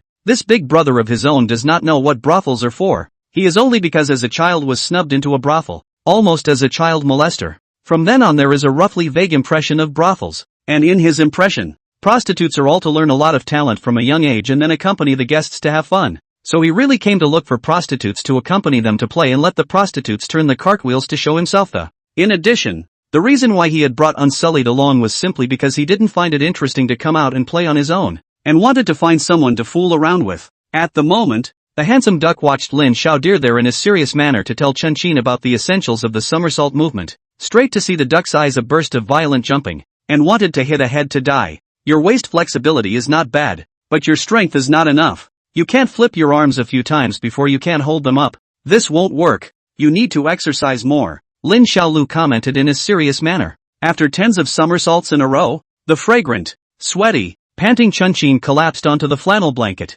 her face filled with helplessness as she lifted her bright little face and pouted at Lin Xiaolu, Taoist master. Let's get down to business. I'm so tired. There's no rush. I had a couple bowls of ice cream before I came here and I'm not very hungry yet. The teenager who interpreted doing the right thing as eating said, let's do it this way. I'll give you a demonstration of a few somersaults. You have to memorize the essentials of the movements. And after the demonstration I'll have to take a test. After saying this, he did not wait for Chun Chin to stop him. Directly in the room Wow turned up the heel, while turning over but also dejectedly laughed loudly. How is it? Hang or not? Just ask you to hang or not. This is what I call a somersault. Ho ho ho ho ho. To be free from illusion is to be free from it without orientation. To be free from illusion is to realize it, and there is no gradation. Does the female cultivator know? What is the truth of this Zen saying? In the other warm room, Unsullied was speaking Buddhist doctrine with a gentle face to the clueless Dongyu on the bed. Winter Moon sat cross-legged on the bed couch with a look of hopelessness on her face. So Unsullied patiently explained for her. This Zen saying means that if one knows that these are illusions, then these illusions are naturally far away and there is no need to practice. If one keeps an obsessive mind, knowing that they are illusions and still not forgetting them, then one must endeavor to cultivate them. After saying this, Unsullied then said to Dongyu with a sincere face, "Female sure master, have you realized it?" Winter Moon looked at the serious little monk in front of her, shivered her red lips a few times, and for a long time, 2 lines of tears fell silently. What a ing guest! What a sin! And seeing her shedding tears, Unsullied immediately thought that she was touched by the great compassion of Buddhism, and immediately felt immensely gratified and complimented. Female monks are so wise. Next, the young monk will formally explain the Manhwa Sutra to female monks, ferrying them out of the sea of suffering. When Yuki heard this, her fragile nerves finally couldn't hold it together and collapsed straight away. Hello, have you seen a little Taoist priest, a little monk, and a little duck? Oh, sorry to interrupt. Hello, have you seen a little Taoist priest, a little monk, and a little duck? Oh, sorry to interrupt. On the crowded and bustling streets, Jiang Ning went around asking people about the whereabouts of Lin Xiaodir and scentless, anxiety written all over her delicate face. On the other hand, Shangguan Shihuang, who was wearing 2 small pill heads on the side, was very angry, holding her arms and grunting. The 2 of them must have gone off to do something fun and bad, and then purposely didn't take the 2 of us with them. It's really infuriating. How? Jiang Ning tugged on Shangguan Shihuang's pink arm and laughed, although little dear is usually out of tune, but at most she's just a bit playful. What bad things can she do? After saying that, she continued to anxiously ask the passers-by for news about those 2 teenagers, and not long after, there was really a pastry stall owner who had seen Lin Xiaodir and Dirtless. When you say little Taoist priests, little monks, aren't they all quite young, about 12 or 13 years old? Yes, uncle. Did you see where they went? Jiang Ning asked in surprise. The mouth of the stall owner who was wrapping the pastries twitched, and he faced towards an opulent restaurant in the distance. I saw them, they just went into the Yangchun Beiju building together. The 14-year-old Jiang Ning froze upon hearing this. What was Yangchun Beiju house? Chapter 157, Lighting the Heavenly Lantern. Night time. Ohio time. Lin Xiaodir and Scentless walked out of the room almost simultaneously, and the 2 of them looked at each other and smiled, both of them full of spring and dashing. The girl in my room has mastered all the essentials of somersaulting, and I've had so much good food and fun. The female abbess in the young monk's room has also gained a preliminary understanding of the wonders of the Manhwa Sutra, and her entire being has been sublimated. From the grateful look in her eyes, the young monk can see that she aspires to the Dharma. The little Taoist priest and the little monk happily told each other and then gave a joyful and cheerful high five. Yeah. Walking down the stairs, the beautiful woman and the other women came up smiling to see them off. The 2 young masters are leaving? Little master, remember to come back next time it will be your slave serving you instead. Lin Xiaolu paid a gold ingot for the whoring and giggled at the crowd of warblers and swallows. Okay, I'll come back to play with you guys later if I have the chance. Female monks, in the future, when there is fate, the young monk will come back to ferry you. The 2 little guys walking in company, talking and laughing in a crowd of thousands of charming, euphemistic soft voice out of the Yangchun Baishue building, and just stepped out of the door. The 2 of them saw the main door. Stood 2 playful silhouettes. One was Jiang Ning who had her eyebrows furrowed and her red lips pursed. One was Shangguan Shihuang who had a bad smile on her face and was holding her little arms. The 2 women looked at the 2 teenagers who stepped out from the hundreds of flowers with different expressions. Lin Xiaolu froze when she saw them both, then laughed loudly and stepped forward. What are you 2 doing here? It's fun in there. What the little dear monk said is very true. The female monks here are all very wise, and the little monk had a great time ferrying them. On the bustling street, Jiang Ning, wearing a green pigmented dress, looked at Scentless, and then at the little red-faced Lin Xiaolu, with a hint of clear coldness in her voice. The 2 young warriors are truly elegant. After saying that, she turned away directly with a cold face. Lin Xiaolu looked at Jiang Ning's distant back and scratched his head in confusion. What's wrong with Caster Jiang? Unsullied asked suspiciously. I don't know. Lin Xiaoxue responded blankly, probably sleepy. Shangguan Shihuan looked at these 2 unseen bumpkins. Her round eyes narrowed into a crescent moon. Holding her arms and hummed, you 2 are really a perfect match. And you Lin Xiaolu, at the expense of Anning still trusting you so much, and swearing to this lady that you were just greedy for fun and won't do any bad things. I didn't think that you'd actually take Scurrilous to visit a prostitute. After she finished speaking, she looked at Unsullied again and said with a bad smile on her face, how about it, little monk? Does it feel good to break your fast? Unsullied looked confused. Breaking the precepts? The young monk didn't break the precepts. This lady has seen you come out of the brothel. And you still say that you haven't broken your precepts. Monks don't make delusional statements. Oh, he really didn't break his fast. The handsome duck below looked helpless, flattened his mouth and explained. One of the two of them was in there making prostitutes do somersaults, and the other one was giving prostitutes the Dharma talk, and never touched any prostitutes at all. The moment handsome duck's words came out, Shangguan Shihuan was directly confused, looking at Lin Xiaodir and Unsullied with a stunned expression, wanting to ask what kind of overwhelmingly large oddball you two are. Tonight's night in the Yuan Kingdom's Danyan was destined to be brightly lit, and when looking down on Danyang from high above, one could see an endless array of thousands of lights, as if they were fireflies in the darkness, only instead of a lime green color, they were orange. Jiang Ning, who was not in a very good mood, took the fire, pencil and paper, as well as the sky lanterns that had not yet been lit as if they were cloth bags, to the roof of the inn, and sat on the edge of the roof. The inn they were in was one of the more luxurious ones in the city, and the floors were higher, allowing them to take in the scenery of the entire city. At this very moment, Jiang Ning was carefully writing her wish on a piece of paper, preparing to release the sky lanterns with everyone in the city at that time. She wrote about her desire to restore her country, and when she was done,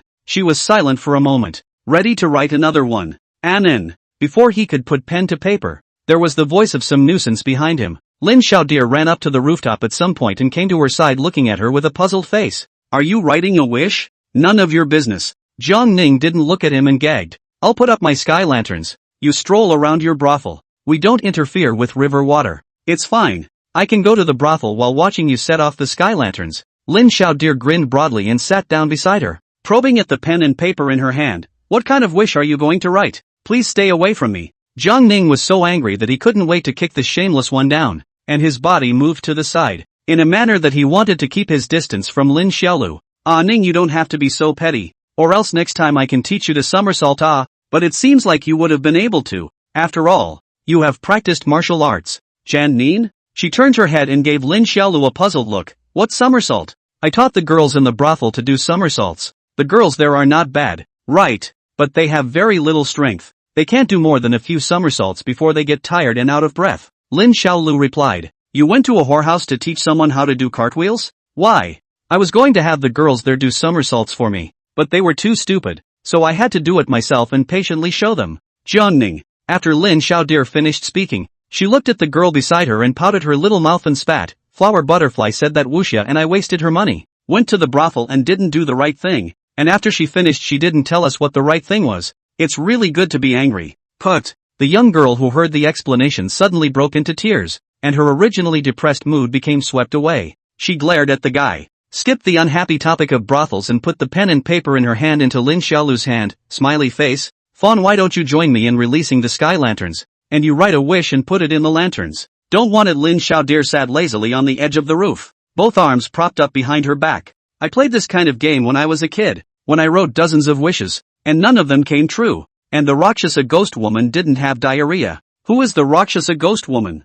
Jiang Ning asked curiously. Upon hearing this question, the teenager's small face instantly became incomparably sad. She is the most ferocious woman in this world. She likes to flick other people's little brother. She also likes to beat other people's asses. She is extinct and heartless. I don't know if she is dead now. At the same time, May, the top of Tong Demon Peak, Spirit Beast Valley, Tang Xin, who was feeding the cooing chickens the spirit grain, suddenly sneezed. Strange, I actually sneezed. Can I still catch a cold with my cultivation? Tang Xin looked around suspiciously and realized that there was no one, but for some reason, that little brat with a bad grin on his face popped up in her mind. How to think of that little again? Hey, I don't know how he's doing now, Tang Xin muttered with some longing. On the roof of the inn, under Jiang Ning's tireless demands, Lin Xiaolu only agreed to the request to write a wish, and with a grandiose wave on the paper, she wrote down a wish. Jiang Ning came up next to him and tried to look, but Lin Xiaolu covered the paper.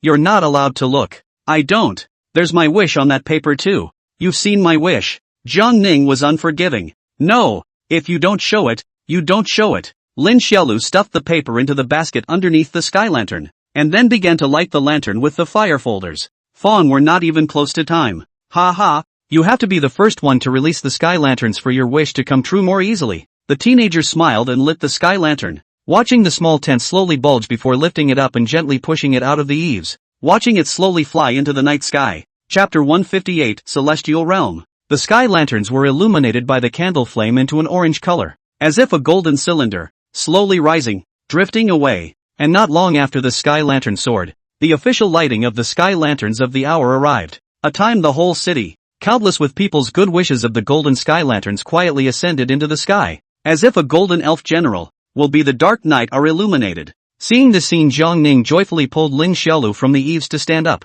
Gentle watery gaze reflected in the endless sea of golden lights in front of him. Wow, it's beautiful. Little dear, when I become the Empress of Great Tang in the future, I will also spread this tradition so that all my people will light sky lanterns on this day every year. On the roof of the inn, she watched the spectacularly poignant scene in front of her, forgetting all her worries for a moment. Lin Xiaodir, on the other hand, tilted her head and looked straight at the heavenly lantern she had lit, which at the moment had transcended the crowd of lanterns and soared to the highest place. Back then, in Dai Viet, he had written dozens of wishes, and one of them didn't come true. This time, he had only written one, so it should always come true. The wish he wrote was Annan's wish comes true. For a long time, the two sat down together, side by side, on the edge of the high eaves, swaying their little legs, laughing and joking as they looked out over the endless sea of lights. The next day, early in the morning, hello. Lin Xiaolu held the noodle bowl that was bigger than her brain in one hand and stuffed the noodle soup into her mouth with a big gulp,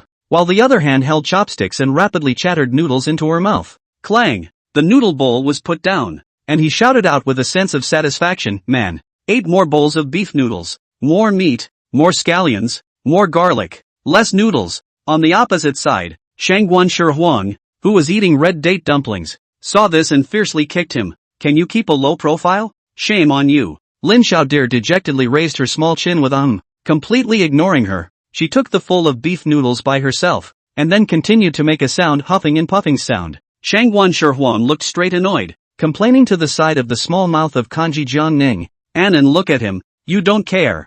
Jiang Ning's kanji drinking action stopped, and gave Lin Xiaolu a rather fond look, pursing her lips and smiling lightly. "How do I care? I can't let Xiaolu go hungry." Unsullied, who was sitting next to Lin Xiaolu, also laughed and advised. "Although Scholar Xiaolu has a large meal and eats rudely, he is very grounded." "That is." Handsome Duck bit into his fries and said vaguely, "How does my boss need you to be in charge of his meals? Then when he grows up in the future and needs something, are you going to be in charge of that as well?" Shangguan Shihuang, unsullied, Jan Nin, Lin Xiaoxua, hello. The disliked and angry Shangguan Shihuang didn't bother to pay attention to these guys anymore, and looked at Jiang Ning and asked, "We should be able to leave the Yuan Kingdom in the next 2 days, right?" Ning, after leaving the Yuan Kingdom, how far away is it from your uncle's place?" "It's not much farther. We should be there in another month of traveling." Jiang Ning held his chin and laughed. "I'll have my uncle entertain everyone when the time comes." Ha, no need to be polite. Shangguan Shihuang, just as if she had already taken Jiang Ning as her bosom friend,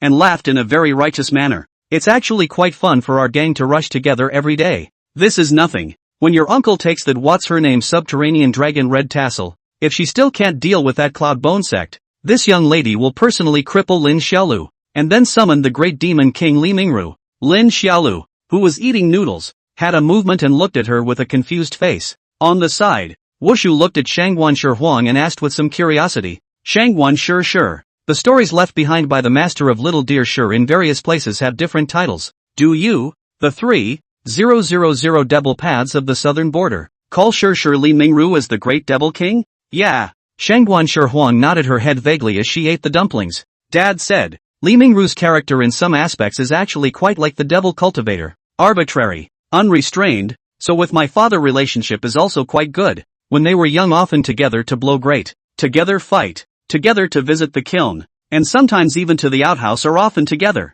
And then Li Mingru was always in the outhouse to ridicule my father short. The father of my anger for several days do not take care of him. He was so angry that my father didn't talk to him for a few days. And his strength that's not to mention. In his heyday the whole world there is no that cultivator can hold up to his slap. So by our devil cultivators called the great demon king Li Mingru." Listening to Shangguan Shihuang's exaggerated words, Lin Xiaolu was confused and put down her already empty noodle bowl. After this period of contact, he realized that Shangguan Shihuang seemed to be the one who understood his boss the most among the several people. After all, her father had a good relationship with his boss, and as the daughter of a big brother of the Devil's Way, she would naturally be able to understand more than the others. At this moment, Lin Xiaodir then asked with some curiosity. Flower butterfly, did your father ever say what realm my boss was at his peak? Said my father said that at his peak, your master could possibly be at the celestial realm. Days. People? Several of the people present froze, and Handsome Duck paused slightly. Whether it was Scentless or Lin Xiaolu,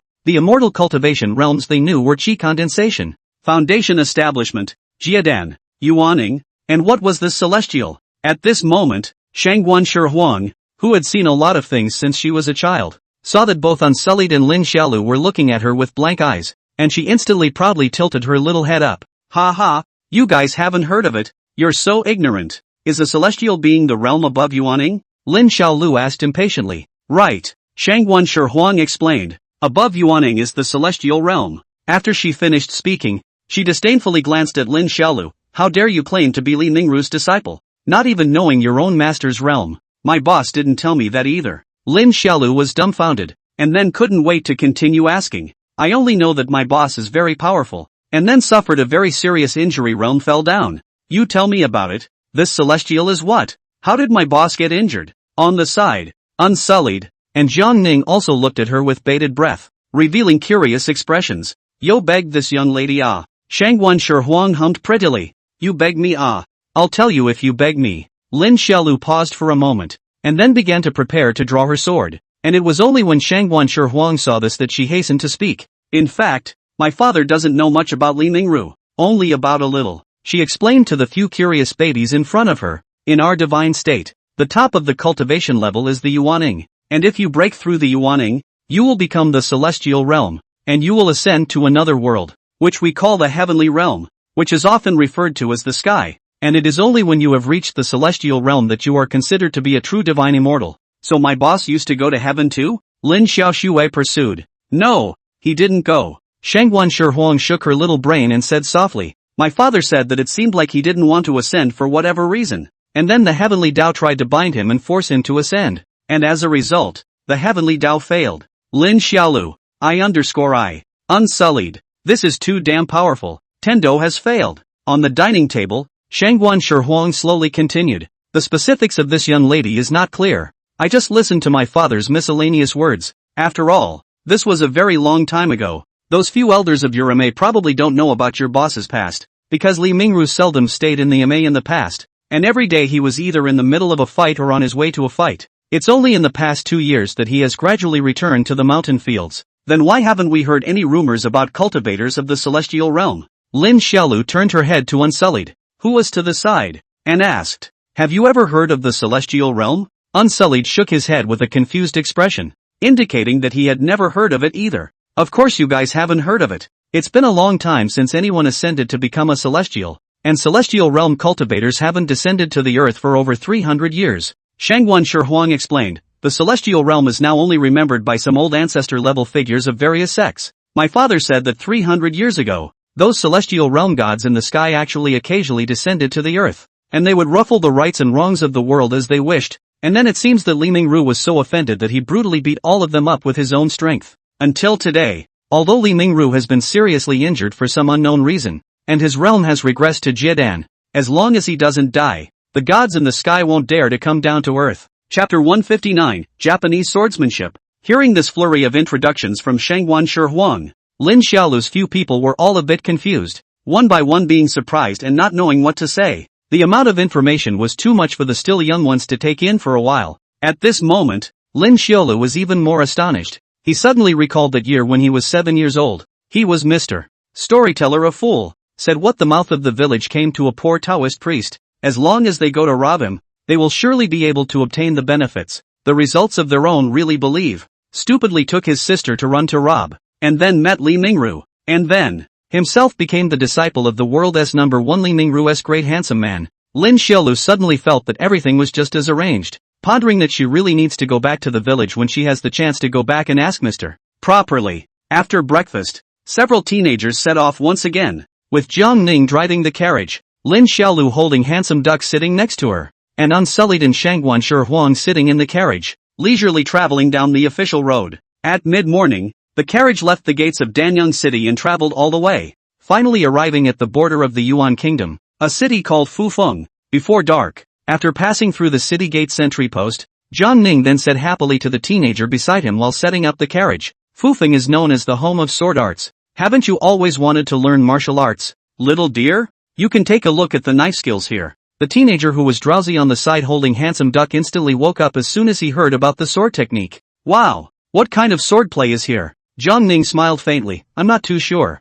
I only remember that it was once a sword technique that specialized in dealing with Japanese pirates from the East. Japanese? Lin Xiaolu, who had heard this term for the first time, was a bit confused, while the Handsome Duck in his arms explained to him. Easting is an island country, outside of Shenzhou, where there was once a war with Shenzhou, which they later lost. Are there immortal cultivators there too? Lin Xiaolu asked. There must be Back then by Li Mingru with a chicken duster beat straight screaming father of the Easting cultivator well. Handsome Duck said casually. Lin Xiaolu, I. Well, he was now completely numb to the level of his boss's awesomeness, and nothing was rippling inside. Even if the next time Handsome Duck told him that the boss wasn't actually human, he probably wouldn't find it unusual. The Handsome Duck in his arms continued to introduce the flat mouth said, many years ago, the East Japan and the Divine Kingdom countries were at war. Whether it is the East Japan's cultivators or the East Japan's martial arts mortals all collectively invaded the Divine Kingdom. And the two sides also set an agreement before the war started that immortal cultivators were not allowed to intervene in battles between mortals and mortals. Mortals against mortals and immortals against immortals. So at that time, the mortal martial artists of the Divine Kingdom also poured their hearts out to fight against each other with the mortal martial artists of the Eastern Japan and this sword art of the Yuan Kingdom, which was born specifically for the purpose of restraining the Eastern Japan's Bushido, is presumably created by the martial arts masters of that time. Wow, that's really cool. Lin Xiaolu shouted out directly as he listened, thinking that it was a very cool thing to see all the martial arts sects in the Divine Land come together. The teenager hugged Handsome Duck and asked excitedly, are the cultivators from the East Japan powerful? Did all the cultivators from our divine state come out too? It's kinda awesome, right? There are all sorts of weird means of ninjutsu yin and yang techniques over in the East, and the East cultivators are very united, unlike our God state, which is scattered. And as for the cultivators in God state? The knowledgeable Handsome Duck flattened his mouth and hummed. Our divine state's cultivators didn't even know about their invasion, because they hadn't even crossed the East China Sea yet, and Li Mingru took a chicken feather duster and stood proudly at the top of the East China Sea's oceans and seas, and smoked all of the East China Sea's cultivators in a full-scale collapse all by himself. After saying that, Handsome Duck tilted his duck head up and looked at Lin Xiaolu and said, your boss smoked for a long time at that time, even the emperor over there, and spat at them for having thick faces afterward, saying that his own hands were giving him sore. Lin Xiaolu, I. As soon as Handsome Duck's words were finished, Shangwan Shihuang inside the carriage grunted defiantly. Li Mingru has gone too far. Shangwan Shihuang peeked out a small face from within the car curtains and puffed out. At that time he went to the East China Sea. My father sent a message to him. Let him leave a few for my father to also smoke. The result is that when my father rushed to the East China Sea, he had already finished all of them. None of them stayed for my father. My father was so angry that he almost cut off his friendship with him.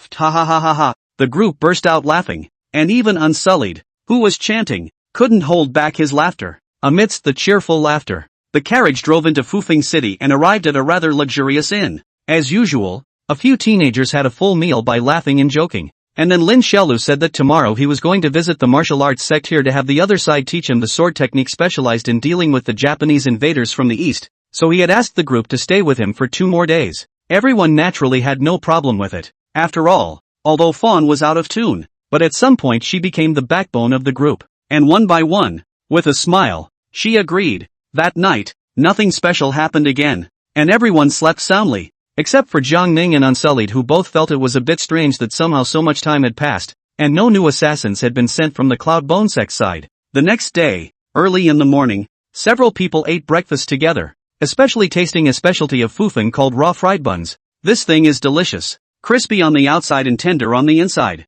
a mouthful of squeaky oil. Lin Xiaolu ate more than 120 in one breath. Will be the innkeeper and fellows are scared to beg him to raise your mouth. Ha, ha, ha, ha. At the hour of the morning, outside the famous Qi family Taoist hall in Fufeng City, there were dozens of strong and sturdy men wielding iron swords, all of them with tiger backs and big waists, sweating under the early morning sun, making countless pedestrians passing by give them frequent side glances. Qi family Taoist hall is the most famous martial arts hall in Fufeng. Here the martial arts disciples of each strong martial arts extraordinary hands, the most rare is the good character, often help the people in the city, the past city flood, or encountered horse bandits, they are always the first to come forward. The action is simply faster than the Yaman's officers and soldiers, loved by the local people. And that was because there was an unwritten rule for the owner of the Chi family martial arts school to accept disciples. Worship fee is not much, is not the material to practice martial arts. These are secondary. The main still seems to worship the teacher's character how, only after a year of inspection, determined to be a person of good character, can be formalized in the Chi family Taoist hall to worship the teacher to learn the art. At the moment, this pavilion owner, who was over 50 years old and wore a big black beard, was just like usual, holding a teapot and leisurely watching his disciples practicing at the entrance of the dojo. Use some force, a little louder, little arms straight, stabilize your horse stance, and when you swing your sword, pay attention to the stomping force. He inspected them one by one, and was quite pleased with the diligence of his disciples, and was just about to go back to his seat when he inadvertently realized that at the street beside the Taoist hall, at some point in time, there stood a childish young Taoist priest, probably around 12 or 13 years of age. At the moment, this little Taoist was watching his disciples practicing martial arts with those big round eyes without blinking. The pavilion owner didn't care. He wasn't afraid of people watching. On the contrary, he felt that the people of the city would feel more secure if they saw his disciples from this Chi family martial arts pavilion practicing martial arts diligently on a daily basis.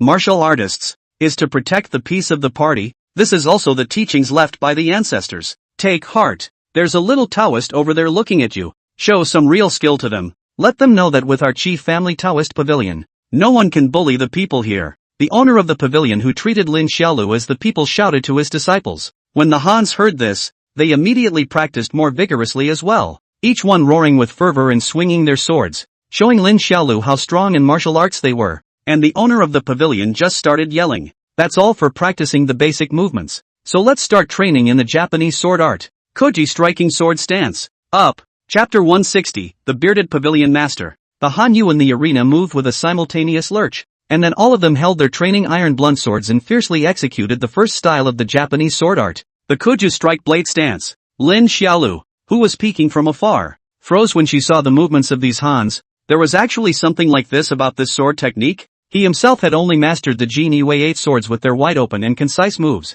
but he had never thought that there was such a way to make a sword. Second stance, returning bayonet stance. Begin. After the first maneuver, the pavilion master, who was not afraid in the slightest of having his jutsu learned, once again droned. Although the Japanese sword art moves were not too tedious and practical, they could not be used without years of hard practice as usual, so he was not worried about that little Taoist learning in the slightest, and at this moment, he was directly interested in showing off, letting the little Taoist know that Fufeng City had its own Taoist temple guarding him. Third stance, palm breaking blade stance. Begin. The Hans in the field continued practicing, one by one shouting to the heavens, while Lin Xiaolu watched with unblinking eyes. Fourth stance, Chaotian blade stance. Begin. When it came to this style, not every Han in the field could make it. The first three styles were fine and simple, but this one required extremely strong body coordination and speed combined with each other, and it was already starting to belong to the superior blade techniques. At this moment, only 2 of the dozens of Hanyu were relatively good at performing this blade style. 5 or 6 barely made it, while the others all failed, and the pavilion master smiled, not moving as he glanced at Lin Xiaolu. "Ha ha, little doll, you're scared by the Japanese sword art of my Chi family dojo. How is it? Doesn't it make you feel safe to live in the same town as this pavilion master?" Ha ha ha ha. The bearded librarian, who was in full inner drama, giggled for a moment, and then yelled sternly once again. Fifth stance, Fushu Jejia blade stance. Begin. This stance shouted out. All of the Hans in the arena then brushed down on one knee in unison, one hand pressed down on the ground. Their posture has been lowered to the extreme, and then the backhand holding a sword raised high behind them. At the next moment, all of them fiercely made a smooth and swift sideways flash with the help of their palms pressing on the ground and their toes stepping on the ground. In that instant, there were many Hans who couldn't get their balance because of poor practice and fell straight to the ground, and the rest of the digits are sideways flash after an arrow step forward. Use the momentum of sinking body. Lead the knife up to lift, but unfortunately, although the movement was barely made, it was caused by various factors that caused it to have no sense of power and was just a flowery gesture, and the bearded pavilion master instantly scolded them when he saw this scene. Each and every one of you, you usually know how to be lazy when practicing, you've been learning for a few years now, and you still can't use the Fuhu Jejia sword force. Shame on you. After the scolding, the bearded pavilion master couldn't wait to roll up his sleeves and drink to the crowd. "Come here, all of you. Come here to see this pavilion master de." As he said that, He also glanced at the little Taoist priest intentionally, happily starting to get ready to show off. Hey, little Taoist, I'll show you the martial arts skills of this curator today. He was just about to show off an iron blunt blade when the little Taoist priest at the side of the dojo suddenly moved. Lin Xiaolu did not take the large gungbronze, but her small hand was in the shape of a knife, and she started practicing the several sets of knife stances just now with her empty hand. In front of the eyes of the bearded curator and dozens of Hans, he very smoothly made the first style Cu striking sword posture, then the return stabbing blade stance, palm breaking blade stance, and toward the sky blade stance were executed one by one. In the end, he even directly performed the Fushu Jedi power. The whole thing was as smooth as silk, without any delay. All, bearded librarian, ! Uncle Bearded. What other blade stances are there in the back? I can't wait. Lin Xiaolu, who had finished performing the 5 sets of blade postures, stood up and blearily asked him. At noon, inside the Qi family dojo, the strong and mighty bearded pavilion master stood on the wooden floor, looking down at the small, bitty Lin Xiaodir in front of him, frowning as he asked, "You don't want to worship me? That won't do.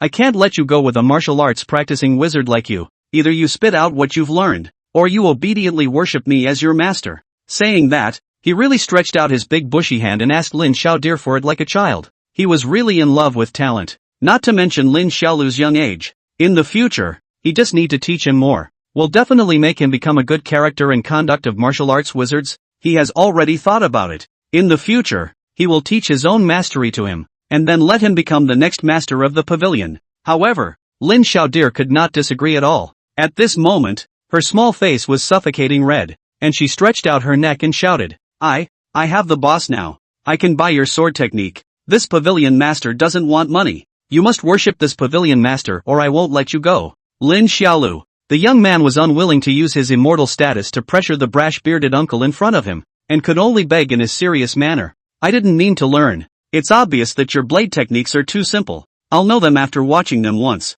Simple? The bearded curator gasped in amusement and casually removed a practice iron dull knife from the knife rack. Little doll, don't underestimate the art of the Japanese sword. If you don't want to know what's behind the Fu Hu Jia Dao stance, this pavilion master will perform it for you to see. Watch this. The 6th style of Japanese sword art, chopping Erasure Wrong Jade Blade. In the middle of the field, the bearded curator fiercely raised his sword. His speed was fast, and the iron blunt sword in his hand even brought out a gust of sword wind. Just saw him violently a backward lean, one hand on the ground, posture inverted a sharp turn, iron blunt knife then around the body of 2 weeks of wild dance, and then one-handed force an empty rise, one knee landing between the knife back stab. Lin Xiaolu looked dumbfounded. This action was too cool, right? Hey, how's that for awesome? Looking at Lin Xiaolu's surprised look, the bearded curator laughed conspicuously. There are a total of 7 styles in the Japanese sword art, and this chopping post wrong jade sword is the 6th style, a superior sword technique that specializes in defeating more than one person with one sword.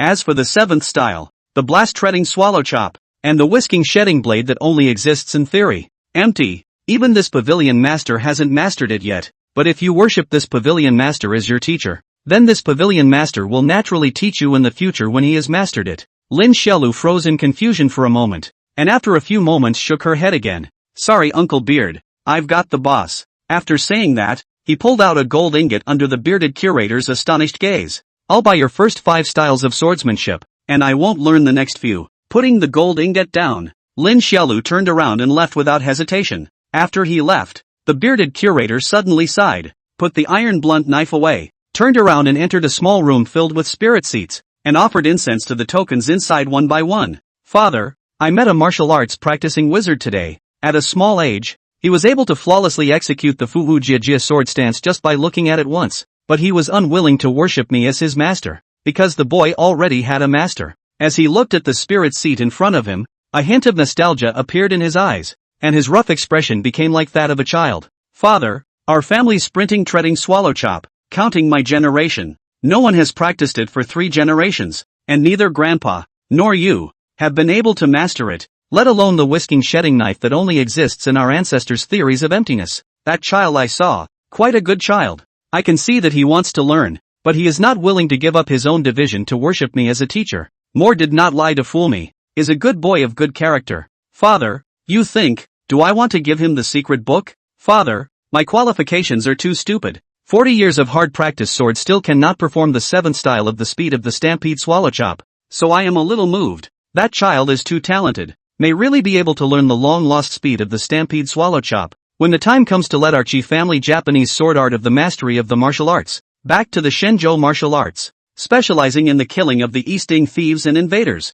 Chapter 161, Happy or Not? At noon, when Lin Xiaolu returned to the inn, everyone was there. Zhang Ning and Shangguan Shihuang were muttering and talking together, and they didn't know what they were talking about. Unsullied, on the other hand, as usual, held a rosary, old and calmly reciting the Buddhist scriptures in silence, putting the handsome duck lying on the table to sleep, and as soon as Lin Xiaolu entered the door, she winded up commiserating to the crowd, saying, "That bearded uncle is really powerful, but he's not willing to teach me all the Japanese sword techniques. He'll only do it if I worship him. You show him your strength."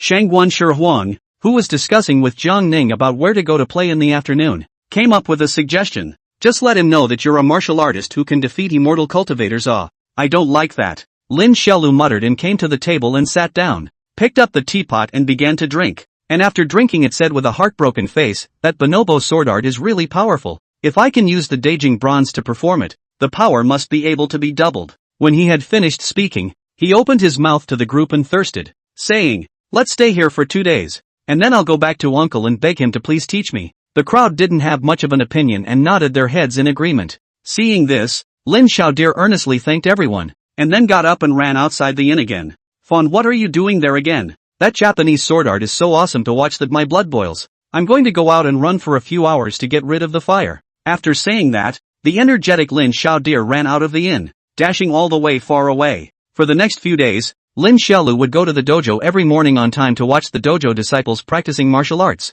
and the bearded director didn't stop him. Instead, sometimes he would even make a point of showing him the 6th style, chopping post-rong jade blade, and it didn't take long for Lin Xiaolu to completely learn the move and demonstrate it once in front of everyone, shaking everyone in the dojo to their core once again. "Little dear Taoist master, you are really fast at learning martial arts. I've been practicing for 3 years now and I haven't even learned the 5th style of the Voodoo Tiger Absolute Blade style yet. You're so young and have only been here for 2 days and you even learned the 6th style. You're really a heavenly prodigy. Yes, Taoist Fawn. You really should worship our pavilion master. I can see that the pavilion master likes you very much as well." Right. I didn't believe in geniuses in this world before, and I believed in it since I met Taoist Fawn. At noon, the disciples of the dojo were laughing and gossiping with Lin Xiaolu in their spare time from practicing. People who practiced martial arts were all fairly simple-minded, not to mention that the excellent character of the martial artists of the Qi family Taoist hall was well known, and each of them was a righteous man who could be called a good man. Therefore Lin Xiaolu was happy to deal with them, and every time he came in the past 2 days, he would bring some raw fried buns for these good men to enjoy. He liked to deal with such good character. Manly, brash, good men, unimpeded. Brothers, truth be told, I started practicing martial arts in my mother's womb. I could do somersaults right after birth.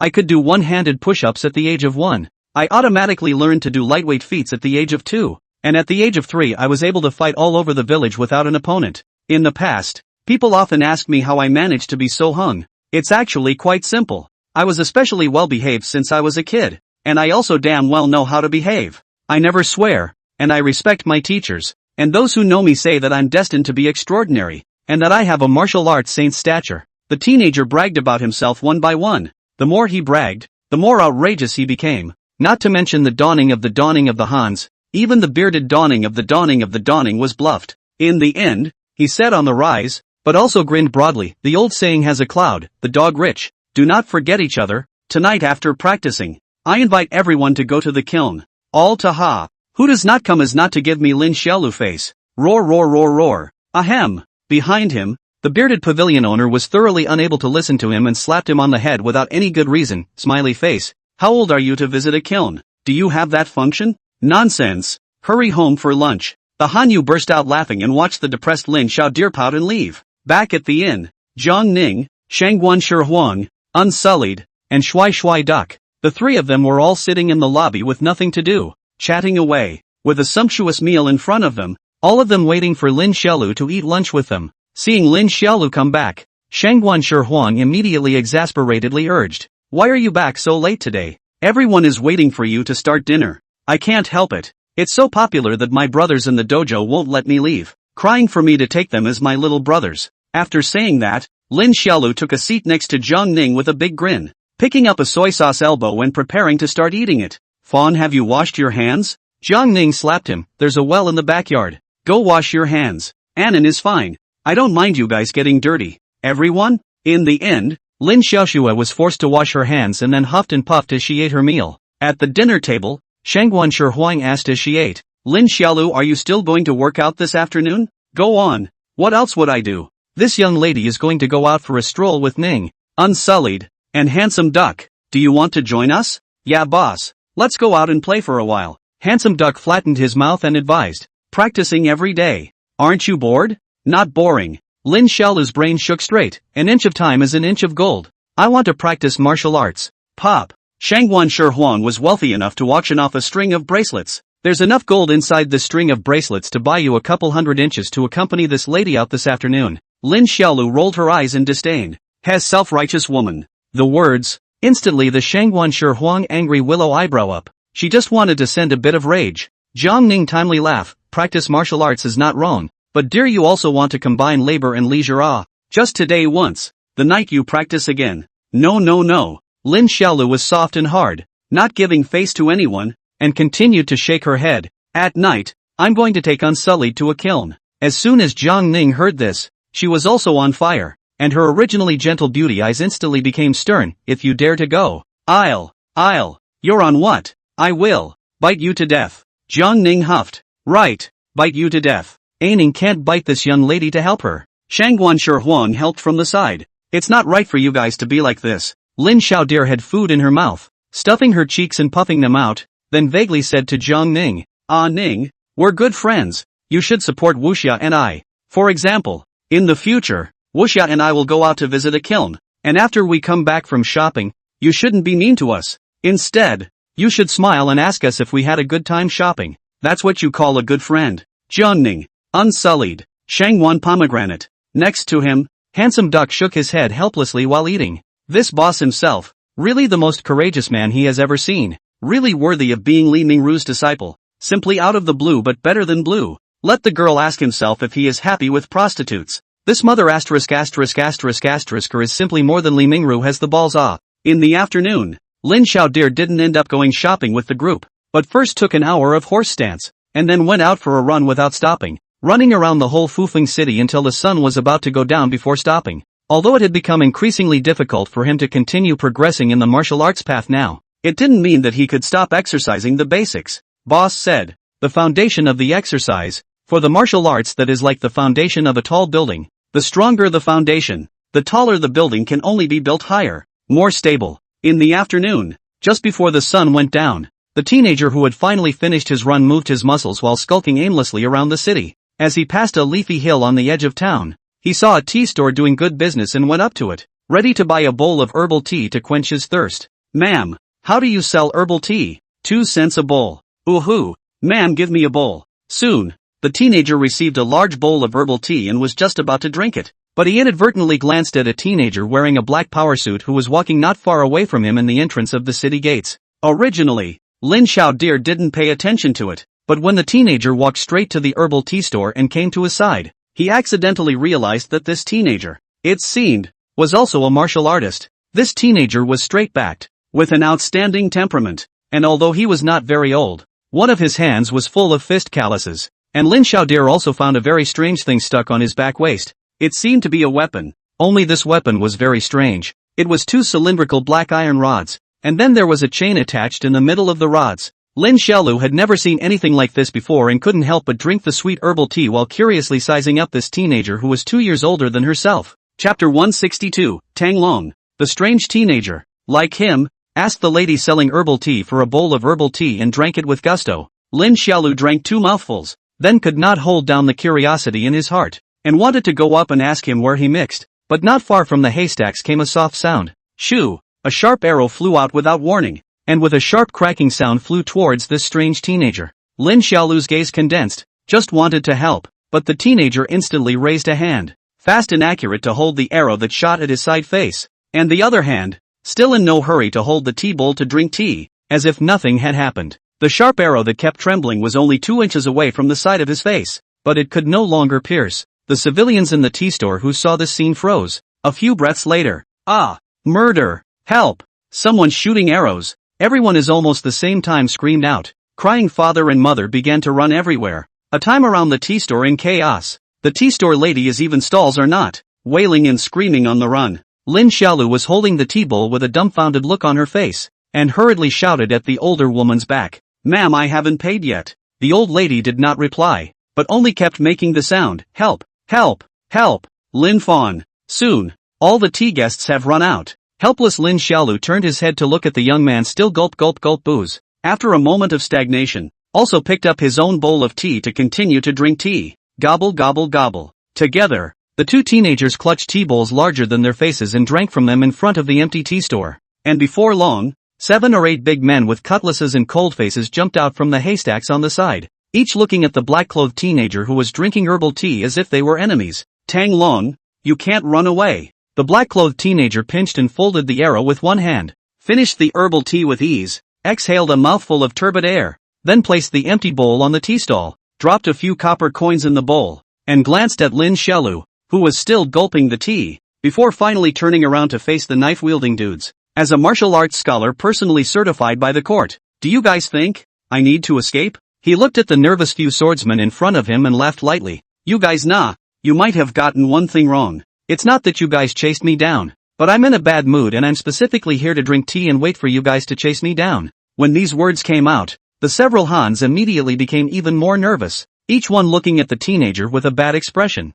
but they were hesitant to make a move. Lin Xiaolu this time has finished drinking. He is not satisfied to look around. See, the eldest mother is not there, so he used the water ladle in the teapot with a bowl of tea, and then sprinkled some mint leaves and honey. Sitting on a small bench, while holding a large bowl to continue to drink tea while watching the black-clothed teenagers and the swordsman confrontation, he also saw that these knife-wielding knifemen were not ordinary people. All of them were martial artists, and their kung fu was not bad. On the other hand, this guy called Tang Long was even more powerful than them. And the scene of catching an arrow with one hand just now had honestly stunned him for a moment. After all, it was often said in the Jianghu that it was easy to dodge the open spears and difficult to prevent the hidden arrows. While this guy was easy and pleasant to prevent the hidden arrows, and he took the hidden arrows with a cup of tea. So as far as martial artists were concerned, he was definitely the strongest one he had seen so far. Although the sword may not be as good as the bearded pavilion master, but overall it is estimated to be stronger than the bearded pavilion master. At this moment,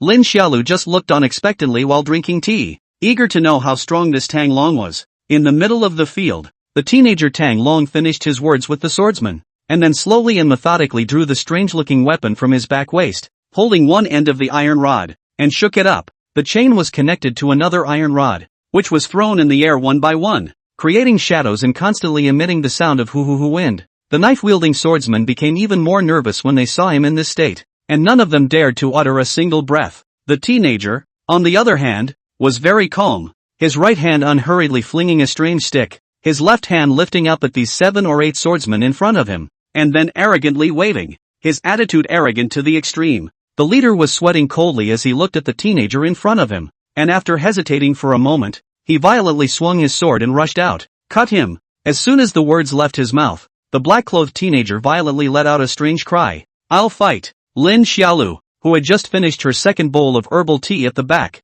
was instantly surprised when she saw the black-clothed teenager's movements and spat out asterisk asterisk asterisk asterisk, only to see him let out a strange cry. Using that strange weapon to instantly pivot away from the scimitar slashed out by the swordsman, and turning around with a fast stumping backward swinging leg he directly put down the leader. The whole thing was less than half a breath. Immediately after that, that strange weapon was clattered by the black-clothed teenager's juggling, transforming into a piece of stick shadows, flying up and down around his body, flexible to the extreme. The blade swung out by the knife fighters could not cut into it at all, and that iron stick connected by the chain seemed to have eyes, directly bouncing the chopped blades one after another, and then counterattacking again one after another. Lin Xiaolu looked confused. What the hell kind of weapon is this? Offense and defense not to mention irrational.